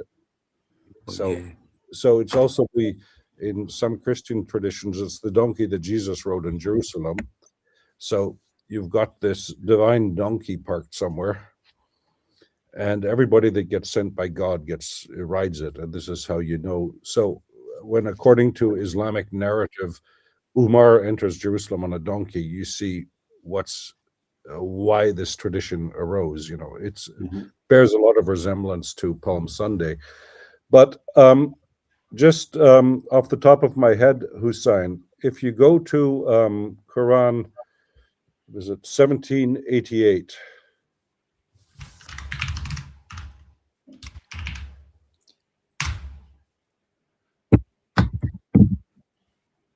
قل لعني للرا الإنسنو والجن والله أن يعطوا بثمني, and then it's هذا القرآن. How do you interpret that? Let me just look here real quick. هذا القرآن, this Quran. But so if you read that, at least in my sense of Arabic, it's referring to another book, not not to the Quran the book that you're actually holding. It's this particular one, this version. Yes. You know where I see this. I see this also, the same issue with, I think it's the first verse of Surah Al-Baqarah, chapter 2, where it says, هذه الكتاب. No, ذلك الكتاب, that book. Instead of this book, it says, that book, there is no doubt in it. And it's talking about another book. And so, here it does say, هذه القرآن. Yeah. مثل هذه القرآن. Okay. But is it the book you're holding, or is it another book? I have the impression this Quran, I mean, they're talking about another book, not. I see what you're saying. Yes. Yeah. Wow. That's it. It's not about the Quran. It's about the lectionary. Yeah, Usama spoken about this as well, and he agrees with you, Robert, I think. So this is interesting. No, all that I'm saying, it's not Arabic, as you can probably guess, it's not my native language. So we should get Murad and Usama on this as well. I think they'd back you up. So what I'm trying to say is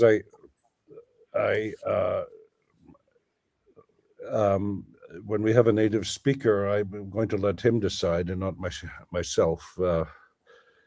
But so good. So if you confirm that, Hussein, thank you. That's what it's better to have a native speaker confirm it than a smartass like myself. Well, I'm part smartass too, because I'm really American, but nobody's Arabic perfect. is like my second language. So, but okay. Thank you guys. This was really fun. I learned a lot, you guys. Really awesome stream. Thank you so much for letting me on. Thanks, man. God bless you guys. Thank you. Bye.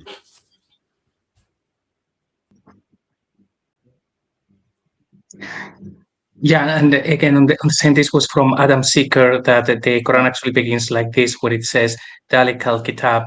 And even here, Al-Jalalain says, that, meaning this book. That means this means that. Have we lost Mel? Yeah, we did. We never got a chance to hear from him. Yeah, until he comes back. It was nice to have somebody with a real Irish accent. Yeah. Yeah. But anyway, No, Hussein he's very strong on apologetics, and he understands the Arabic mind. I think his mother is Palestinian or something. No, his mother's Catholic, and his father's like so he's a mixture. But he's been violently attacked for discussing the Bible and the Quran. So I mean he's been out there in the trenches, so he knows the value of what we're discussing here. He's a very smart guy. Yeah. But what I wanted to say, Paul, just going back to what you were saying, so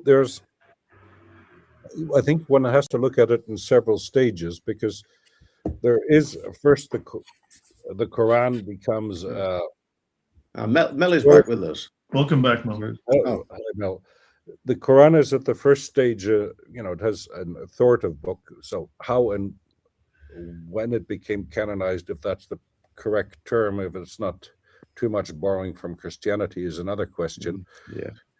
Because also, if you look at the Islamic tradition, they kind of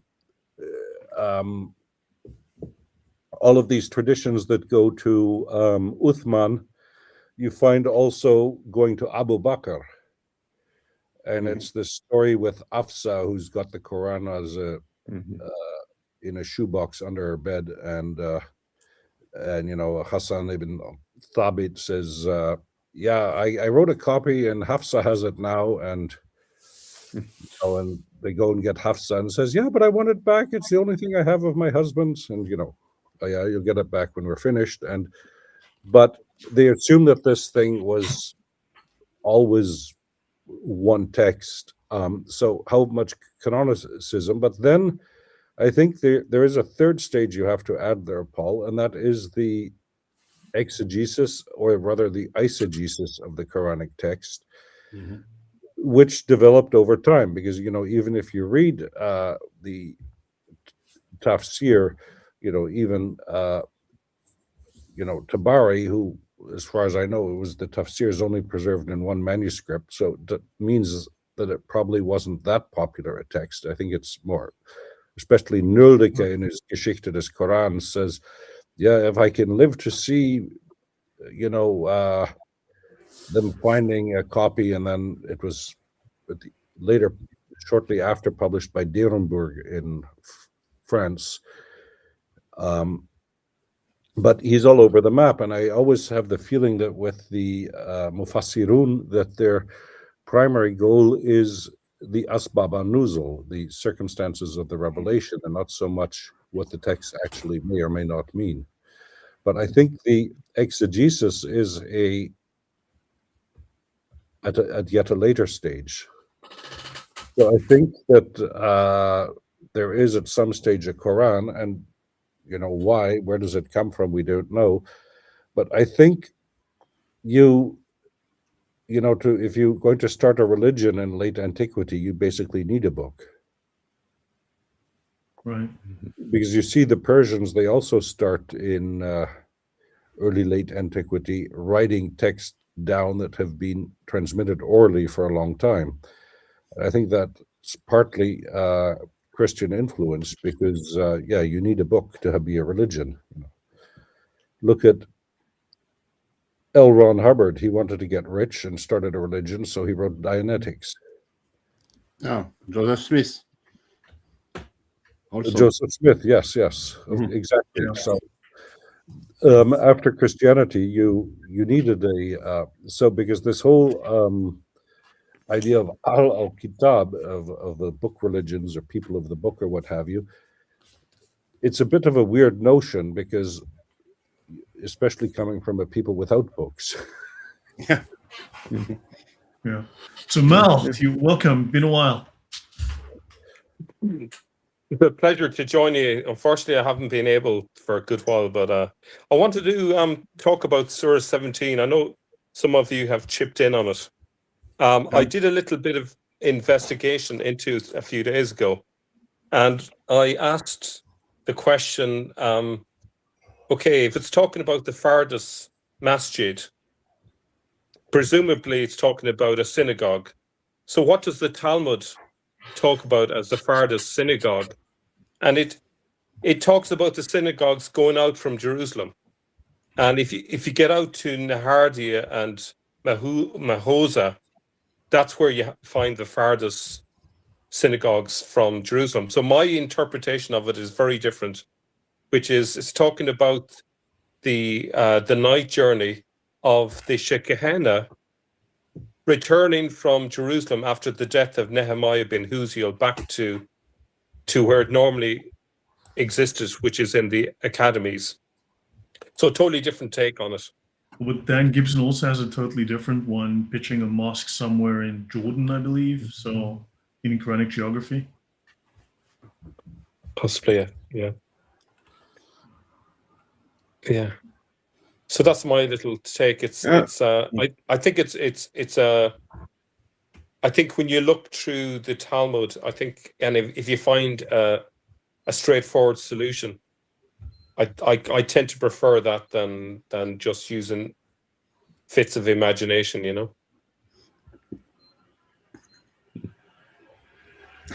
Right. Odon, you were quite to have convinced Robert. Yeah, I know, not at all. But Odon, you seem to be very intrigued by Hussein's mentions related to the Dome of the Rock. I mean, that seemed to pique your interest. On this topic, I would have something to say. I don't think that the building of the Dome of the Rock was to divert the pilgrimage from Mecca, because Mecca did not exist at the time. I don't think also, like Paul said, that it was a sort of monument dedicated to the return of Jesus, because this monument already existed before. It was the third temple that was rebuilt around 638, 640. And I think it endured more or less up until Abdullah ibn al-Zubayr. Yeah, I mean, wasn't it abandoned until relatively recently? It was completely abandoned and forgotten. And then when it became a thorn in the side of Israel, then it became a political hot point and an important shrine in Muslim, theology. And I was up there. I was on the Dome of the Rock. I was on the Temple Mount this Christmas, this December, and I can say it's still horribly neglected. You still find litter all over the place, really? and not just dropped sweet wrappers or something. You've got broken furniture, old mattresses. It's in an absolutely terrible state. I mean, I venerate this place just because of its importance. And I would go up there if I lived in Jerusalem. I'd go up there with some bin liners and just try and tidy the place up. Wow. But everywhere you go, you've got these burly, unfriendly-looking Muslim guys who say, "Oh, you're not allowed here, you're not allowed there," and they're just throwing their weight around, saying you're not allowed to go into the stables of Solomon, or you're not allowed to go in. They wouldn't even let me go into or the gatehouse. Not even allowed to go into the museum, even though the only thing that the museum holds is Byzantine stuff. And it's just, but it's all about bullying. None of it is about actually showing respect to the site, because all these people could easily, just go out and pick up one bit of litter a day, and it would soon be tidy again. So it's just a political club.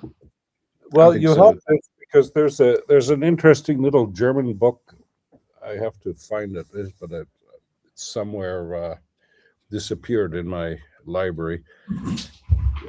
So it needs a while, but by Werner Kaskel written in the early 60s for a club in North Rhine-Westphalia, and they were renovating it then. And as Hussein says, it's only become a hotbed since the 67 war. Of course, when the Jordanians ran it, how many Jews were allowed to go to the Wailing Wall? So it's another point one has to remember. But the point being that Kaskel mentions that it was being renovated in the 60s by Italian marble craftsmen. So there were Italian marble craftsmen inside there going out it. And of course, because one of the things that you now have the footprints of Muhammad there when he went to the Isra, and there, of course, these are a copy of the Church of the Ascension, where supposedly you've the footprints of Jesus when at the Ascension. But there is one pilgrim. So there's a book by Richard Hartmann, written 1909. I have it somewhere, but I have to find it again. I'll have to do some excavating in my study. But where I think it's the Anonymous of Nuremberg, but I might be mistaken. But he says, it's in the Middle Ages, and he says when you go to Jerusalem, you should also see the Dome of the Rock, even though it's Muslim. But there you have the footprints of Jesus in it. So something's been happening there. I'm not sure what, but at some stage along the way, they became the footprints of Muhammad. But because one also has to remember that in the Islamic tradition, the Isra and the Miraj are two separate stories, and it's only really much later, especially, if I remember correctly, around the time of Saladin, with the reconquest of Jerusalem, that they're both merged together into one trip. That he takes the non-stop night flight from Mecca to Jerusalem, and then goes up to heaven from there, which is, of course, because the story is still rather awkward, because of Mecca is the first sanctuary built by Adam. Why couldn't you go to heaven from Mecca? Why did you have to go to Jerusalem? So, because you see, they're trying to add on Jerusalem to the sacred geography to part of the system, because and as I said, the two stories are only combined much later. I'm trying to see where I have it should be here somewhere, but I can't find it. But anyway, but they're both combined rather late, and it's in the around the period of Saladin. And therefore, you get the impression that Saladin's theologians are borrowing especially from the Jews, okay, give us 10 reasons why Jerusalem is important. Why do we need to reconquer it? Because you get the impression that there wasn't a lot of animo among his soldiers to reconquer Jerusalem. Yeah, they need a story. Yeah. You need a story. It's also important for us, and this is where Muhammad went to. Yeah, we have a question from Frame Sistich 988. And thank you for the €2. She says, why did the Abbasids keep the Judaic stuff like no pork, circumcision? I guess they thought they were in the Jewish camp, right? That they were part of the original inheritors of the tradition from Allah. Well, there's also another explanation. They were the new Moses, right? Yes, but there's also I think a non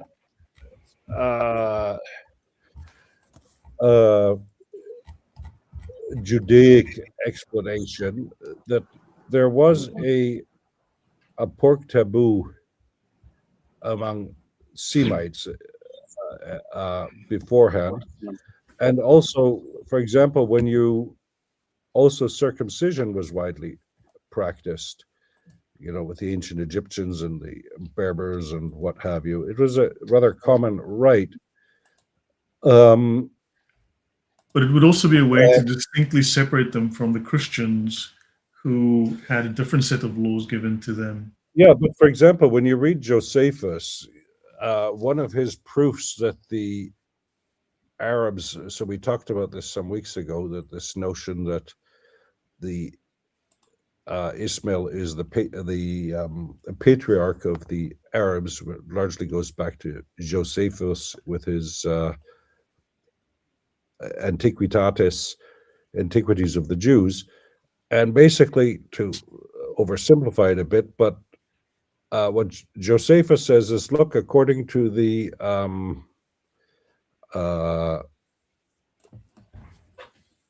Genesis, Ishmael was about 13 years old when Abraham made the covenant with God. And look at the Arabs, and these are the heathen Arabs, the time of Josephus. These are the pagan Arabs, let's say.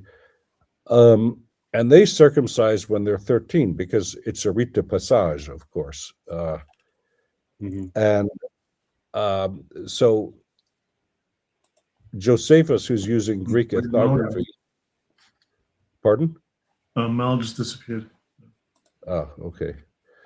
But Josephus, who's using Greek ethnography to prove that the Hebraic culture is the oldest, but he says, look, this is the proof that the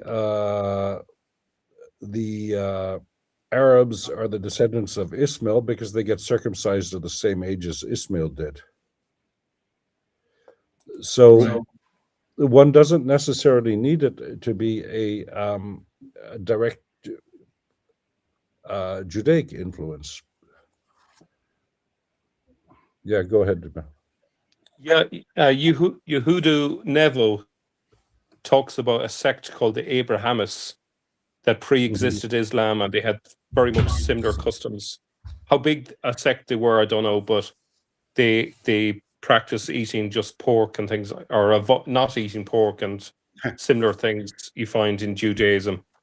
Well, because pork, so if you look at, even in ancient Greek religion, and there's a certain amount of shared culture, in the Bronze Age and earlier in the Eastern Mediterranean. You see this in the vocabulary partly, tauros and thawr in Arabic for the bull, shor in Hebrew, and karan, horn, with cornus in Latin, which is in Greek, but and wine, yain in Hebrew, and phoinos in ancient Greek, with a digama. So there's a certain overlap. And if you look at the story of Demeter and Corey or Persephone, when she gets, Hades takes a liking to her, and it's a story you also find in Mesopotamia with Inanna's descent to the netherworld, somewhat different. But when the Greek goddess comes out in the spring to keep Hades company, they sacrifice a pig, and he's put on a pole, and he's lowered into a cavern under the temple. And what's interesting, there's two words megara in Greek. You've got pro megara, which is in Homer the royal palace. It's now in Greece the presidential palace. And you've got e megara, which is a Semitic loanword. It goes back to ma'ara in Hebrew and ma'ara in Arabic, and with Arain, and which means a cave. And the oldest Greek temples had was a fissure underground, and later they built a basement. But it seems to be a Semitic rite, and then you could propose, and what's his name in the 19th century did that, the big British historian of religion, I can't remember.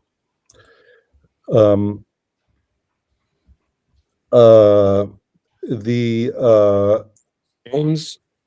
Pardon? Henry James? No, not Henry James. It wasn't Henry James or one of those guys? No. One of those guys, but he wrote this volume about religion and the history of humanity. I should remember it, but anyway. But his proposal was that because the pig was the only animal that was sacrificed entirely to the deity. This is where the taboo comes from. It wasn't that it was unclean or anything. And I saw a comment passed by, no, well, full circumcision, well, how do you half circumcise? It's not something I do regularly, but the point... There is something on circumcision. It's supposed to be some kind of reversible thing in the Bible because it can be concealed. There are ways of restoring the stuff. And I've heard a scholar saying that it might have been not a full circumcision, but only an incision. So something that could have been, that could be healed. Okay, well, but either which way, the point is that the difference with the Jews seems to be the age when it's done. So with the Jews, it's done on the seventh day, and with the Arabs, and if we take the testimony of Josephus here, it seems to be a rite de passage, and John Van Cedars proposed a number of years ago that the Jews, their innovation was to move it from a rite de passage at puberty to a rite de passage at birth. But also throw in one wild card, and that's of course Elijah Ballas, who also was circumcised and didn't eat pork, and no one knows quite what he was all about or where he fits into anything. Yeah, well, he probably wasn't Jewish or Christian or. So, may I add something just briefly on that as well? That the earliest about the pork, that in the account of Sebios, he says that these Muhammad merchants who became prominent, he forbade them to eat carrion and drink wine and speak falsehood. He doesn't actually mention pork. So it's actually possible that simply they copied so much from the Talmud and from Jewish legends and things like that, that it ended up in the Quran, like they couldn't actually eat the meat of swine. And then, because it's in the book, they got to a point where they just couldn't edit it out, because the people who edited the Quran in the end, they didn't really care about who was the original Muhammad. They were making everything up. But maybe they were simply stuck with that verse because they had copied so much from the Talmud and stuff. They couldn't just change it using diacritics. So maybe it was just they were stuck with it. I think on a wider thing, the main reason for the influence of Judaism on Islam under the Abbasids is where the center of power was in Baghdad. It's the obvious. The Abbasids were a stone's throw away from the Jewish academies, so of course they're going to be strongly influenced by the culture. And they also saw themselves as very closely related, religious-wise as well. And yet, Mel, the Abbasids put forward the narrative that we now have, which totally rules Jerusalem out of the story.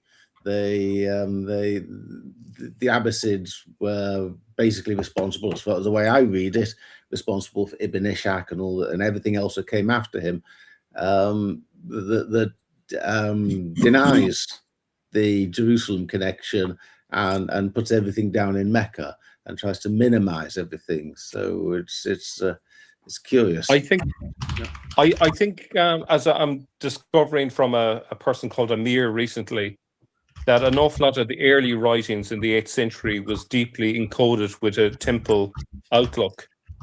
The coding was misunderstood centuries later, and the references to Jerusalem wasn't obvious.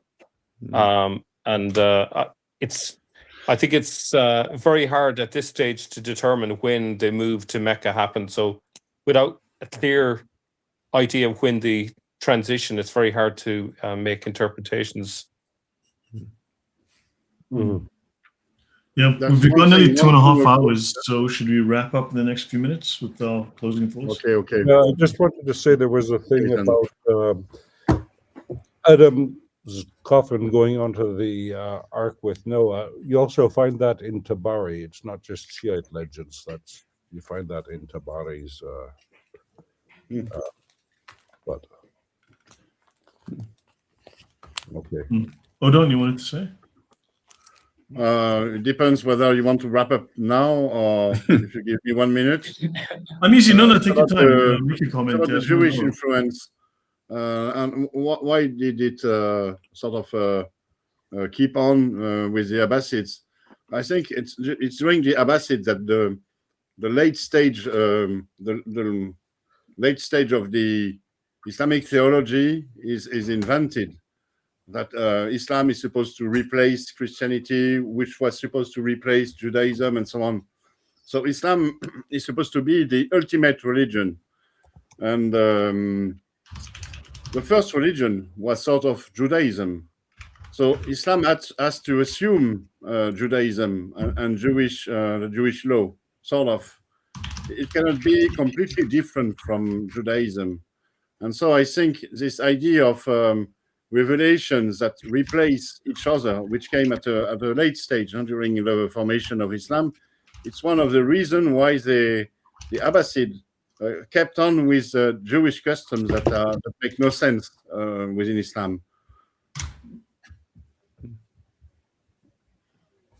Anyway, it's my take on this. No, it's so because you have this. It's called, in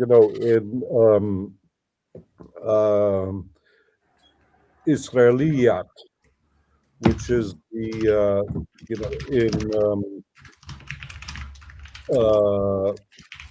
in the Abbasid Caliphate, they borrow large scale from them also to understand the Quran. Yeah. So it's rather well known, this Israeliyat, that because if you read the Quran and with the biblical content, we were just talking about Noah, but if with the deluge, if you just have the Quran to go on, you don't really understand much of the story. Also. Yeah. So guys, last thing. Since Hussein mentioned that the Dome of the Rock is a bone of contention for them, but also a weakness. I mean, we may want to then focus on that going forward in the future as a potential area to do some historical research tied to the Quran and other issues and unravel that a little bit. And of course, so Odon, we never really got to your interpolations thing, but I think we've had a fantastic conversation nonetheless. We'll definitely get back to that. And then Jay Smith has agreed to join us on Tuesday. Yes, Robert? No, we can do it next Wednesday or whenever. Great, yeah. And then, of course, Jay Smith has agreed to join us on Tuesday. So it would be great if we can all be available. Those of us who are, especially Odon and Robert, because I thought that would be a great conversation, and Paul as well. And Mal, if you're around, of course. So, I'd love to. Yeah. Usama arranged that with Jay, and of course, maybe in the future we'll have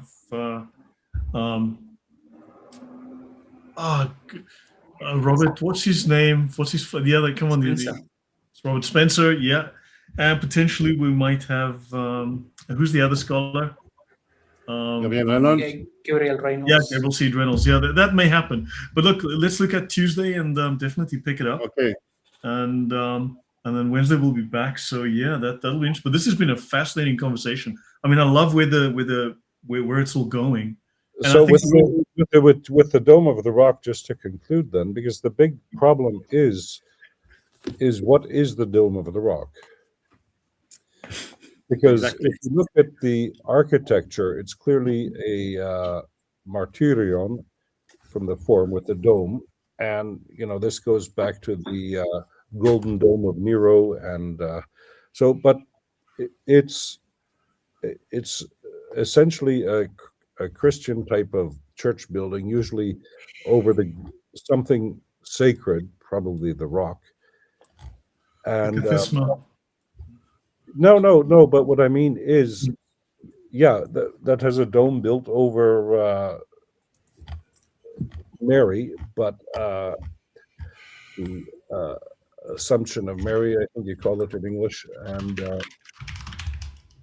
The point being it's over a sacred space or a grave or something. So the question is, how do you define the Dome of the Rock architecturally? So it's whatever it is, it's certainly not a mosque. Not a mosque, correct. Yeah, so it's worth discussing further. So guys, even nowadays, when they pray outside on the esplanade in front of it. You're right. Guys, I'm sorry, but I really have to leave now. Yeah, guys, we went for waiting.